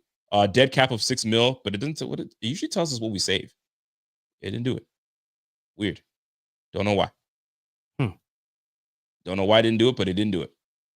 But let's keep going. We'll see how it shapes up. Ed Oliver, obviously, he's got his contract, so we're not going to touch that. Dion Dawkins is cool. What do we do with Matt Milano? Do we just keep on the team and don't touch it? Are we cool? Are we looking that way? Are we looking to make changes? Or are we good? He's on the second year of the deal. Yeah, he's got 2 years. Yeah, he's got 2 years left on his deal, remaining on his deal. See, I'd love to be able to see what the cap looks like once you make a move here. Like, why does it not? So what would I do? So releasing him gives you a $17 million dead cap. What does that do to the available cap currently? Like, do you have to do the math yourself? Release, because I can change it back afterwards. I don't know. I was just wondering if it tells you like what the available cap becomes once you make one of these moves. It does. It'll tell me in the top corner here. So let me just do it right now. Let me see what happens. I'll just do a post-June release. Okay. With a dead cap hit of $6 million. Let me see if it does anything. Why does it not do anything? There's got to be a site that does. I mean, this is the only one I know of. But I'm going to undo that because I'm not ready to do all that. Dawson Knox. That's a fascinating situation here. Yeah. What do you do with Dawson? I mean, God, he wasn't any less effective, it felt like, this year than Dalton Kincaid was. Do you trade him? I don't know. I kind of I like having both of them. I feel like I don't know. I don't know. You give him an extension? You want to bring him back? What's the current? What's he? I don't know if you can see it. Can you see that on? Yeah, I can see it, but I don't really know it. Like, I can't quite understand completely. I'm still trying to mess around with a little bit, but it's like releasing. You get a dead cap hit of $16.9 million. Golly. But what does that do to the available cap? I don't know what it does, because it's not applying the way I want it to apply. Usually, it would tell you it. Wouldn't it say it right there in the financial summary? The cap gain loss. The cap gain loss. Nothing. I didn't see anything change or move, which is odd. So I'm just gonna start making some moves and see if it does anything. What do you got? Do you extend Greg Rousseau? What's the money looking like? That's the thing. So right now, what's if I he were to looking do an extension, I don't know what happens. Okay, so here we go. Oh, so you got to create all of it. You got to create all of it. You used to just kind of just say, "Hey, we." This website's kind of pissing me off right now, and I like this website. Let's just say we give him a 4-year deal. Void years. Usually, if it's void years, we'll go like a 6-year deal, and then we'll put some void years in there. What's the new value? I don't know. Calculate that shit, man. Jeez. Hold on. These would auto go to overthecap.com. Does that one have a better one? It looks like they have a cap calculator. Yeah. What is it? Over the what? Overthecap.com. Hopefully that one's a better one that we can actually mess around with. Now go to teams or hit cap calculator up top. Where's the cap calculator? There it goes. All right, here we go. And then click the Bills. Yeah. All right, here we go. Let's see what we got here. I'll see if I can zoom it in. There, can you see that better? Yeah. All right. Here we go. So we got to figure some things out. So Von Miller right now is the conversation right now. So we can cut post. We can cut pre, but I know if we cut pre, it's problem. So cut post is or we trade. I don't think anybody's going to be trading for Von Miller. So let's just say we cut post. So if you cut post, it saves you like $17 million. Okay, there. I see it right here down here. See in the top right? Oh, I saw it. See, I'm looking at it right here. No, you got it. No, hit submit, and it'll change it. It'll change it in the top right. Hit submit. Next to where did you, Von Miller? Hit that. See how it changed in the top right? Go now, scroll up. See how it's 3 million available now instead of minus 10 million. Okay, so that's a little easier to digest. All right, so Von Miller here. So we were talking about Matt Milano. Yeah. Are we good with keeping Matt? All right, so let's see with Matt. So either you're extending Matt and saying you're a bill for life. You're restructuring him and saying, "Hey man, we got to talk about that deal." So if you cut him post June 1, that saves you. That adds $10 million. Yeah. Let's see here. Or we restructure him. Yeah, let's see what that looks like. I got it on my end too, so I'm looking at it. So if you restructure him, yeah, restructuring would save you would add about $5 million. Yeah. So we add some. Let's say we restructure him. I'd love to keep Milano around at least another year or two. Make him a bill for life, right? Yeah. Because I thought he in the playoffs. I don't know. I thought he looked like he was getting closer to what we were hoping he was going to look like. We have just shy of $8 million in cap space. Mm-hmm. Okay, just by restructuring Matt Milano. We talked about Dawson Knox. You say you want to keep him bill for life. I like Dawson Knox. I'd love to keep him bill for life, but I mean he's too good of a player, and he's going to demand his. I mean, we already paid him, so either we just keep him the way it is, and we keep it rolling. He is not making 16.9 mil. Yeah, if you restructure him, it adds like $9 million to the cap. Oh my gosh! No, 8.3 million. So what do you think? I mean, we're really kicking the can down the road here, though. Look at the dead cap, or look at the available cap space in 2028. Holy shit! That's nasty work. Okay, but listen, we'll thank God we are not employed by the Buffalo Bills in the front office. Thank God. Listen, Greg Rousseau. Yeah, that's interesting. It's either you're extending him or you're just letting him play out his last year. That's the real question. Do you extend him and give him his long deal? I think he should be a bill for life. He's 25 years of age. But most people will say, did he make a difference enough that you need to pay him all that money? It's a valid question. So right now, the highest paid. Let's see. I need to know what he would be looking to make. Like, what would that? What's that going to cost? Let's go back. We got to do something about DaQuan Jones. He out of here. Okay. All right. So we got to refresh ourselves on the line. So either we cut pre or cut post. I don't know. Let's say pre. What's the difference between the pre and the post? I know that there's some money that, I mean, listen, dead cap is 7. Oh, yeah, I'm not doing that. Dead cap is 7 mil, if I see that correctly. Is that right? And if I cut post, dead cap 3.9, but we save 5 mil. He's gone. I'm out of here. DaQuan's out of here. So now we're at 14 mil. 14 mil in cap savings. Curtis Samuel, obviously he's staying on the squad. Greg Rousseau, we still got to figure that part out. I'll let you deal with the Greg Rousseau if you want to keep him. Is he worthy enough to keep? That's it's just once again I'm looking into.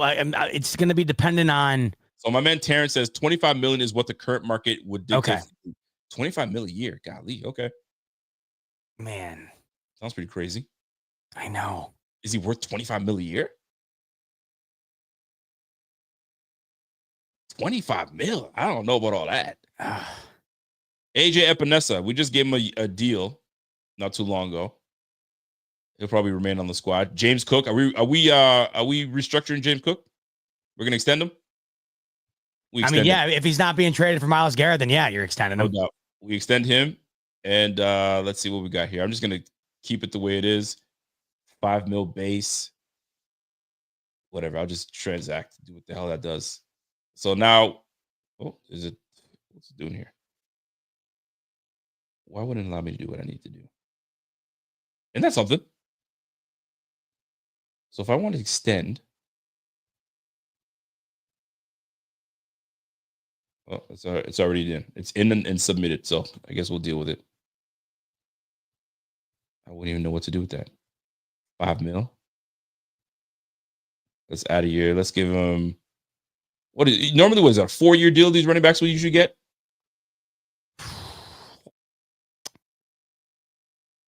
Three or four, yeah. They usually get like a 4-year extension. So there we just saved some dough by giving this man a contract. I messed around with that afterwards.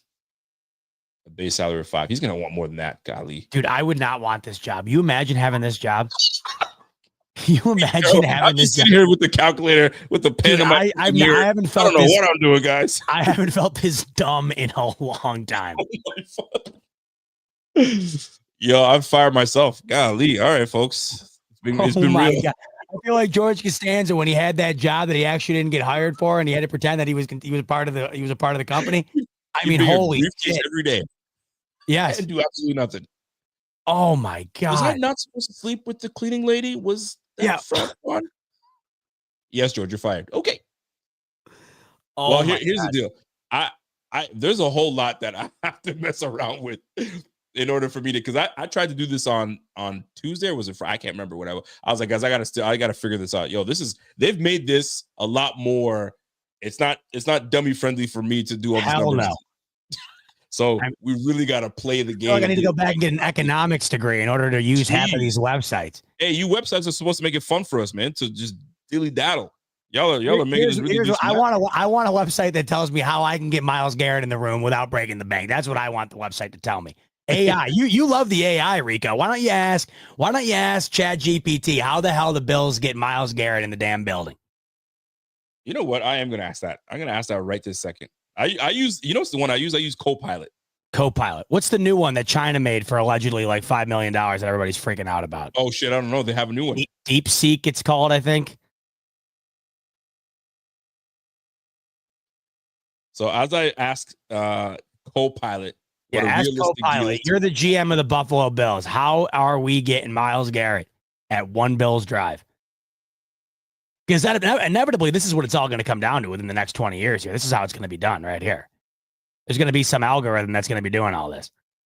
You know, right? You know it too. Oh, yeah.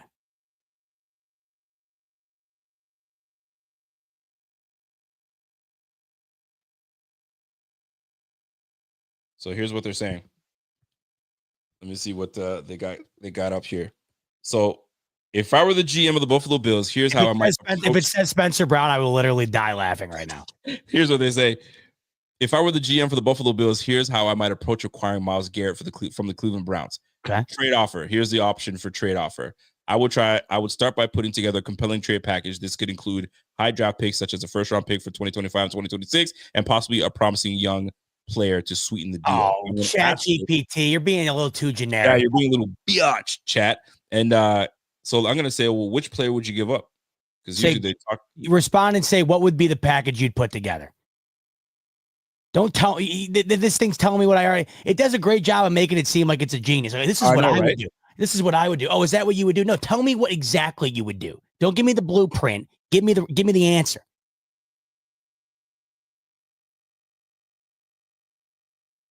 I would start by putting together a compelling package of high draft picks. So here's what I said. What would be the trade package you'd put together, and who would the player be? So it comes back and says, let me just scroll. These assholes, they never really want. Copilot doesn't even want the shot. These idiots don't know what the hell they're talking about. These ChatGPT nonsense. To acquire Garrett, I propose the following trade package from the Buffalo Bills: 2025 first round pick. Offer the Browns the Bills first round pick. Yeah, we get that part. And 2026 round, and then Jamison Crowder. Sign me up. Sign me up right now. Mitch Morse. Include Mitch Morse. All right, you're done. Sign me up right now. These AI, outdated. Get Andrew Berry on the phone and say, hey, listen, we just cooked it up over on ChatGPT. What are your thoughts? Jamison Crowder. Come on. Y'all got to be better than that. But here we are. So for everybody that's afraid that everybody's afraid that AI is going to take our jobs, right there, it's a good example of how they're not going to. Right. Because what the hell was that? Nah, that's what we call some BS. So I was trying Copilot. Now I'm gonna actually try ChatGPT and see what they say. And here's what they got for me. I think this is how the Jets do business, by the way. Awful, isn't it? Oh, so listen to this. Okay. They actually put something together. Okay, build a trade package, trade offer. Bills get Myles Garrett. Browns get 2025 first round pick. Yeah. 2026 second round pick. Okay. Greg Rousseau. Wow. And Terrell Bernard and Kyer Elam. Didn't someone literally put together that exact package earlier besides Terrell Bernard? If the Browns are willing to move Garrett, this trade gives them a first round pick to build the future, second round pick to sweeten the deal, a young edge rusher, and a defensive piece. Bernard. Oh, they're saying Bernard or Elam, not and. Bernard my God, that's not even comparable. So Elam obviously would be the one to take, and you take Elam. So it'd be Greg Rousseau and Elam with a first 2026 second round pick, Greg and Kyer Elam. We get Myles Garrett.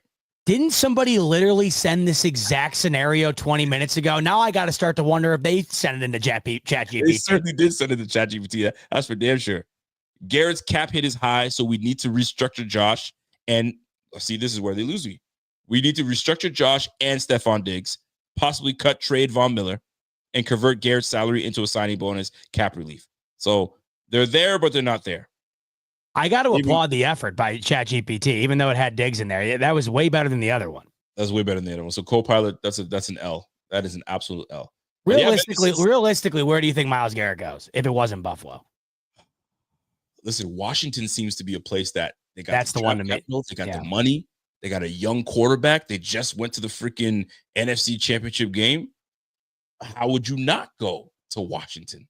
It seems like they have it going. Frankie Uvulu out there. They got what's my linebacker's name from Seattle that bounced around?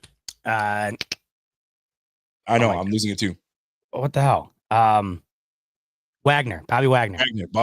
You got Bobby Wagner out there. They got a good little defense. They don't have corners though, so their cornerback game is a little weak. They have so much money to Washington. That would be interesting. I heard Arizona. Why the heck would you go to Arizona? No, see that. Why would? Yeah, exactly. Why would he do that? You wouldn't go to Arizona. There's no way. So, I mean, I heard Philly. They're like, yo, you can go to Philly. Where do they get the money? How do they do it?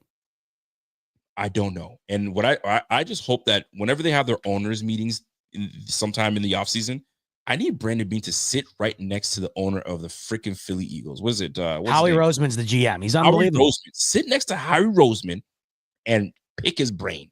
Do something. Because that's as nuts to me. But if he were to go anywhere, it just makes sense for him to go to Buffalo. It makes sense. If he goes to KC, shame on Cleveland, because you're not gonna get anything too much of value back from. And this is wild for me to say, because this is a team that's going for the third freaking Super Bowl, and I'm saying, they don't really have anything out there that Cleveland will want. How wild is that comment? I think the Chiefs have just as much an ability to do it as the Bills would. I think the Chiefs have just as good an opportunity of landing Garrett as the Bills would. You're probably right. You're absolutely probably right. And if it's really championship that matters most to him, why wouldn't he do it? But it's all, I guess it's up to Cleveland, right? They're going to have to agree with it. To Cleveland. Do you want to give it to KC to make them win again and again and again? And you want to keep seeing, and you help them get to 4-5? Right. Oh, that's a tough one, man. And that's tough for Cleveland to have to handle that. This guy does not want to be part of your squad anymore. I don't want you anymore. Sorry. It's been great. It's been real. I see what's happening here. It's not happening. So I got to go. So now they got to put their business hat on and say, well, if he wants to go, we're going to try to get as much as we can for this guy. How desperate is anybody to get him? And I don't know if he has a no trade clause. So he might say, no, I'm not going there. No, I'm not going there. So I don't know how that's going to work out. But it's going to be something. And plus, he only wants to play for a team that's contending, so it limits the amount of opportunity to trade significantly. And it's up to him who he thinks is contending. Right. So his agent better talk life into that brother and tell him where to go. Don't just go for the bag. My man says draft pick heavy packages. Bills receive Garrett, Browns receive first round, 26th first round, and 25th third round. I mean, that's pretty much what Bot said earlier. So yeah, that's a way to look at it. That's a way to look at it. All right, man. So how do you at the end of the day, how do you want to close out this show here, man? Do some chats and then do a Super Bowl prediction, I suppose. Oh, the Super Bowl. I totally forgot about the Super Bowl. Same, man. Oh, my God. What a shame. What a damn shame. It is indeed. We got Yankee Tiger. Yankee Tiger comes in and say, congrats, guys. Please don't let the Ravens haters bug you. You guys put so much work in covering the Bills, and you two and the Bills Mafia deserve to enjoy this. Z-Bot, I see your Josh Allen 17 MVP merch behind you. Yet. Oh, he doesn't see it yet, but he will. You know, Bot doesn't Listen, play Yankee Tiger, you haven't even given me a full day here. You're barely giving that. Bot's already looking at trying to get the damn that water bottle. Yeah, Bobby sent us a water bottle earlier. There's an exclusive Allen MVP water bottle, and I guess what? I actually didn't buy it, Rico. It is $40. No, it's $40. I couldn't do it. I couldn't bring myself to do it. For Bobby bought it. Water bottle. Bobby bought it. He said he bought it. $40 for a water bottle. I couldn't do it. I could not bring myself to do it. And that's saying something because I've done way dumber when it comes to stuff like that. My man Yankee Tiger says, yo, get on it, bro. You too, Rico. Nah, man, I don't do it. You know what I do? I do Temu. I do a DH Gate. And I mean, I think the only legitimate jersey I've ever purchased was a Marshawn Lynch. Two jerseys. Nice. A throwback OJ Simpson one and the Marshawn Lynch jersey. And I bought it at the Bill store. And all the other ones, nice. DH Gate, Temu. That's it. Look at Signified. Signified bought the Gatorade bottle, by the way. Oh, he bought it. Come on, Signified. They got him. They got him. Been there. Been there. Been there. Been there. Mitch the Lead Robster. What up, funny Mitch? Allen is that dude. Yes, he is. He didn't really talk about himself, even mentioning the male guy. That was actually really dope. That was absolutely really dope. He will get how great was that? That was awesome, actually. I love that. He even called him by his nickname. He'll get how 4 great rings. Did that dude feel sitting at home, by the way, watching that? How great did that dude feel? He's sitting at home watching. He's got to be like, no way. Right? Did you hear that? Josh Allen just said my name when he won his first MVP. Crazy. How cool. That's pretty dope, man. He says he will get 4 rings to heal the pain of the 4 we never got. Be good, do good, God bless, and go Bills, baby. BF is the best way to listen. Let me throw some love to my guy, that roster. How about Allen dropping the all-time quote there, though? We're gonna be using that forever. Listen, do good, be good, man. Do good, be good. God bless. Go Bills. Thumbs up. He nailed that. Crushed it. I'm telling you, man. If Jim Duggan didn't patent the old thumbs up, I bet you Josh Allen would definitely do that. And by the way, you're probably like, who? Jim Duggan? What the heck are you talking about? I don't know who Jim Duggan. Jim Duggan is? No. if for those that know who Jim Duggan is, give me that thumbs up in the chat. So I don't know Duggan Jimmy D. The most basic, the good old American wrestler. All he wore was the wrestling underwear. I guess you call them the singlet. The singlet. Not even the body. Just I think is that what they call it? A singlet. Yeah. Just the underwear part. He wore. Oh no, I don't know what that's called. I know what you're talking about. Just the underwear part. Then he wore his boots and nothing else with a 2x4. Wow. He walk in and go, oh man, it's terrible. Just a bad man, huh?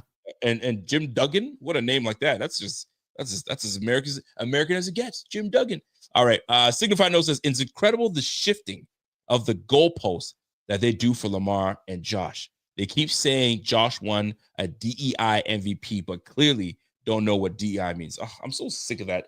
People using that stupid term. It's so dumbest. It's the dumbest thing ever. No, it does. It irritates me. It actually irritates me. It bugs me. It really does bug me. It's so dumb. Thank you. Appreciate that. Super. My man Signified. Richie French. What up, Richie? Just revisited our 2025 opponents. I see 14-3 or 15-2 with a 1 seed and winning AFC Championship game at home in final year at the Route. Strap the F in, boys. Number 60. I was so used to my man Richie Fresh saying number 59. I know. You know what? Number 60 is a nice, even number. Richie is already ready. Look at him. He's already doing the predictions for next year, as it is. Listen, I kind of F with that, actually. I'm with that. I'm in on that. No doubt. What's our guy John saying? John saying, why does Kay Adams have a vote? I don't know how they determine who has a vote and who doesn't. I have no idea the problem. Now that we're in the era of transparency, apparently, when it comes to these MVP votes, why don't we get a look behind the curtain as to how they come up with who gets to vote? I'd love to see that. I love that. Like, how does that work? They would absolutely watch. I would. Apply? I wonder if you apply to be a voter. And then they say, oh, let me see what you got. I don't know. I have no clue. I feel like every year there's different people and like what makes you lose the vote if you have one. How do you gain one? I have no clue. Oh, that's actually quite interesting. My man Christopher Ritter says Mike Rodak, and that's the guy, is from Massachusetts and grew up a Pats fan.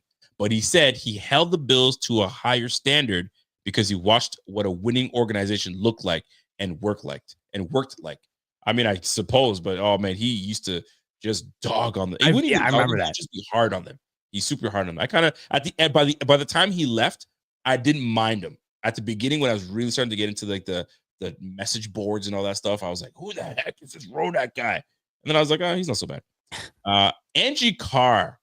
Angie comes in and says, I'm a Lamar fan, but Josh played very well this year. My issue is, how are you the best MVP among all players, but second in your position, second team?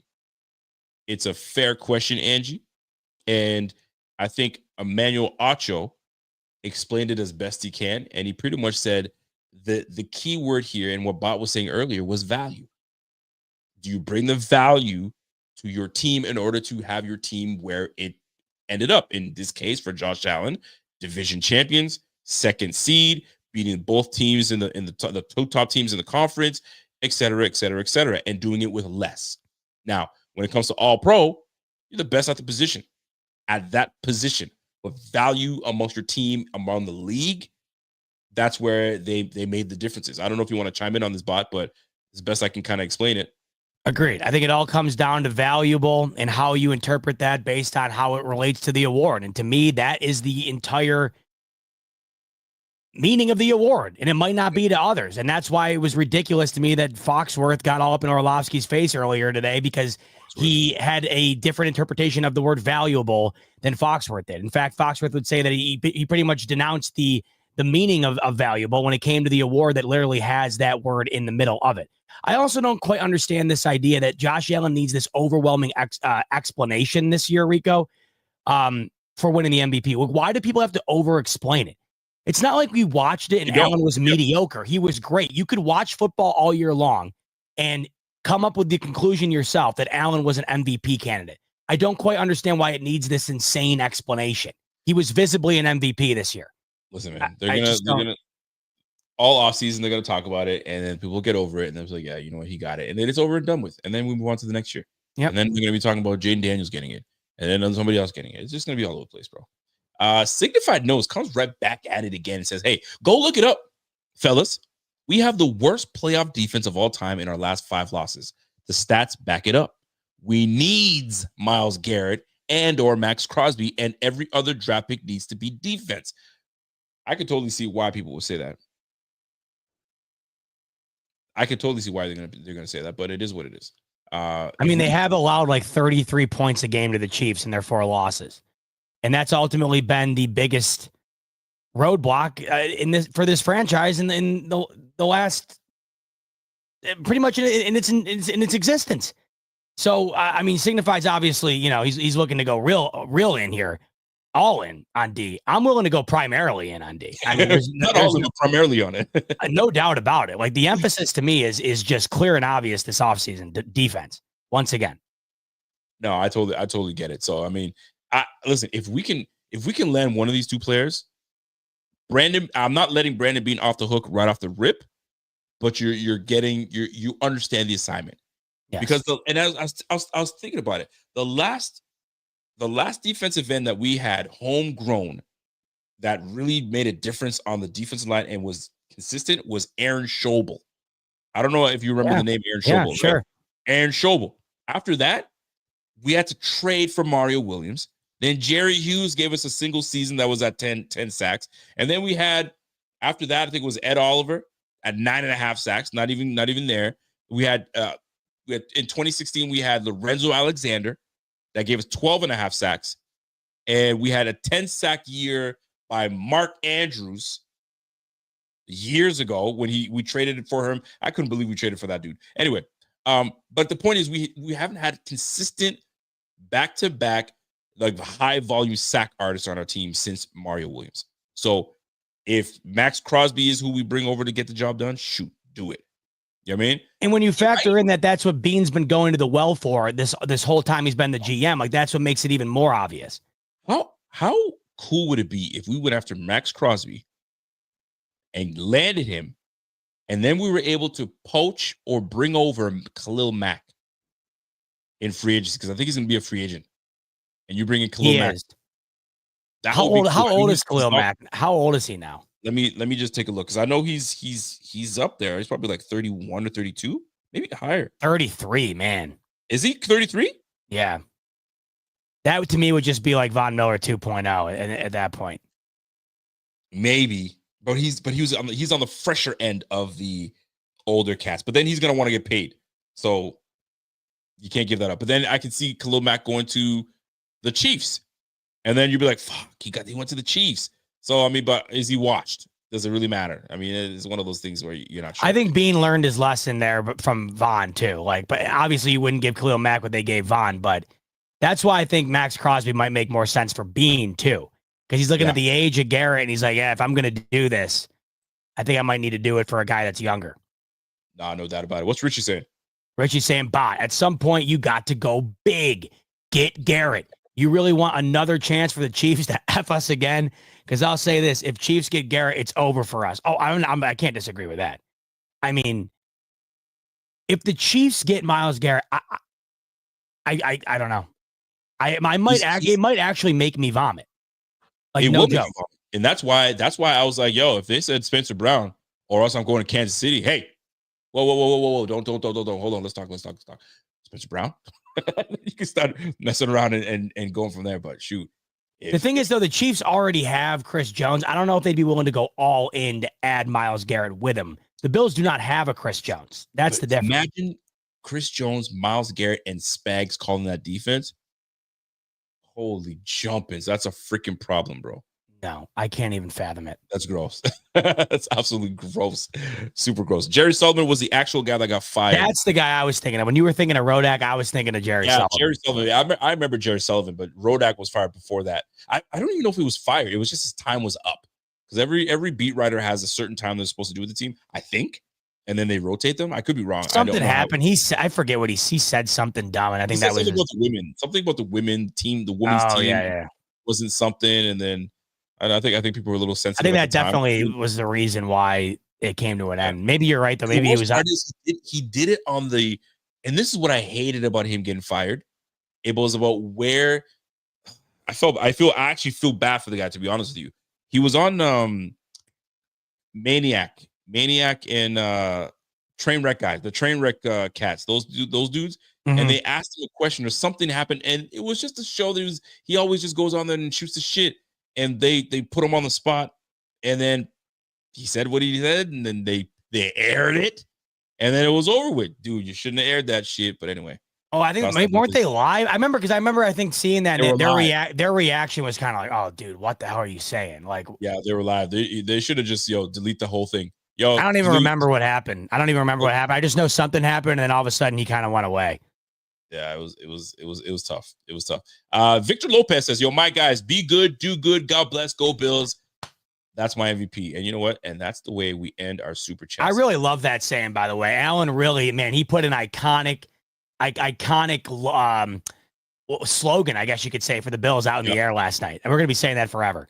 And you know what? I think they gave him time to kind of put a speech together, because if he did that right off the cuff, impressive. But you did enough to just quick, do good, be good, boom, boom, go Bills. Yeah, it was pretty quick. It wasn't long-winded. He thanked who he had to thank. He put out a classic slogan, and he got out of there. It was perfect. He got out of there. Classic Josh Allen. Doing classic things, man. You gotta love it. But yeah, man, that's our show. By the way, one last thing, man. I was out of town yesterday for work, and I was like, you know what? I'm gonna start kind of getting myself back to active and working out. Mm-hmm. So I did a bit of working out yesterday, bro. I haven't worked out in so long. How you feeling? Bro, I must have heard pop, crack, snap every time I went to, You know what I mean, do my thing. And I was like, golly, is this what old age feels like? Or older age? I'm 40 and I'm like, yo, I got to get back in not even just get back in the gym. I got to get back to being active. Yeah. Oh my God. How are you feeling this morning? Even worse? No, I feel good. I'm probably going to feel it 2 days from now. Oh, really? Is that delayed? Yeah. It hits me like, me a couple of days. The first day you feel good. The next day, 2 days from now, and I'm like, oh shit, I'm feeling kind of tight. But yeah, it is really, but it felt good to get, hit the iron again. So we're back. We're going to get back to listen, you might not be able to put your hands over your head right now because you got some pain from working out. My question to you, Rico, is who's going to be putting their hands over their head Sunday night, hoisting the Lombardi Trophy as we round out here? Who do you got Sunday and why? What's your thoughts? First of all, great segue. Professional. You know what? What I did not like hearing is there are a few Eagles fans that are very sick. One guy's got laryngitis, and they're key players. One guy's he's battling the flu, and there's too many guys that are sick right now. So if let's just say everybody was healthy, I think this is the Eagles' time to take it. Eagles end up doing the job.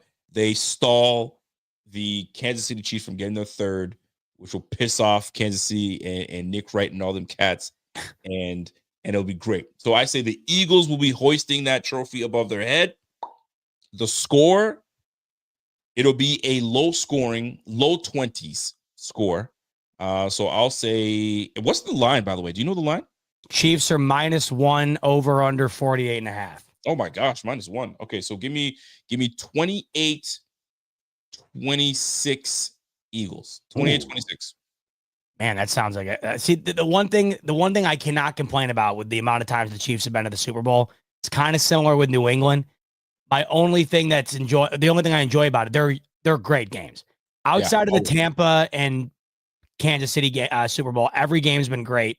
And then, New England had that dud against the Rams, but New England had played in probably 3 of the most iconic Super Bowls ever, at least 2, at bare minimum. So that was always a nice thing, and we're kind of getting that again here. So I hope you're right in the sense that it's another one of those close games. The thing of it is, Rico, of course it will be, because the Chiefs have been in nothing but close games seemingly this entire run. They don't blow teams out, and that's why they have this 17 consecutive win streak here in one-score games.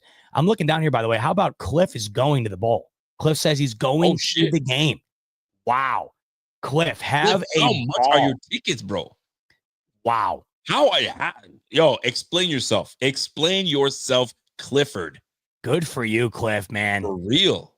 I wonder if Cliff, let us know, have you been to the other ones too? Or are you saying, man, this could be my last chance here before the Bills take over and you got to go see it? Is that what's happening? Maybe that's what it is. Here's how I see it, Rico. So here's how I view this game. Last year, very similar. The last few years really have been similar, where Kansas City doesn't feel like the superior team. It feels like their opponent is the superior team based on the roster. I think that the Philadelphia Eagles, on paper, are the better team, but we know how much that's worth against the Chiefs. The on-paper teams rarely beat the Chiefs. That's why they've been as unbelievable as they've been, because not only are they succeeding the way that they have been, but they're doing it in ways that don't seem to make sense, or it just feels like they're beating teams that are better. They're not necessarily playing their best football, yet they continuously win and win and win. So I go back to last year's Super Bowl, Chiefs, Niners. And the key to that game was the same key to this game. And it was limit, or if you can find a way, shut down Christian McCaffrey. If you are able to do that and you force the team to throw, Spagnuolo is going to have the blitz packages ready to rock in crucial moments to make the difference. Last year, that was the case. Christian McCaffrey, 22 carries for 80 yards in that Super Bowl last year, Rico, averaging 3.5 a carry.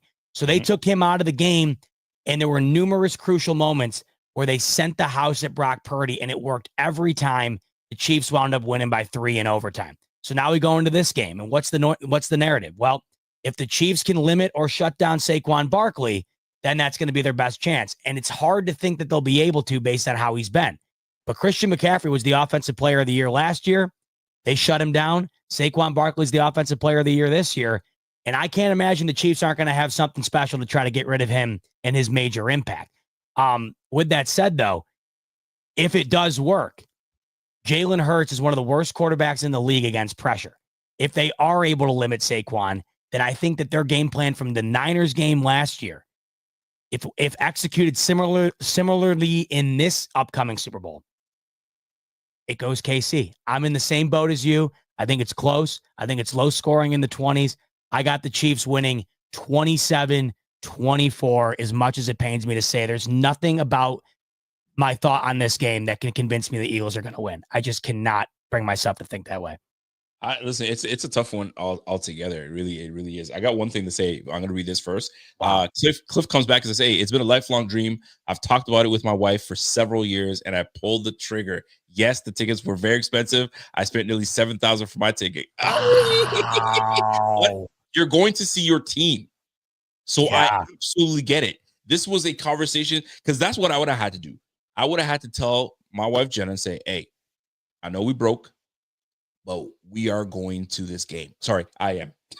You can stay with the kids. I am going to this game. I'm going to have to do some or saving money up. I don't know how Clifford, you said it and you did it, but listen, your team is playing in the Super Bowl. And I don't know how old you are, Cliff, but this is one of those bucket list situations.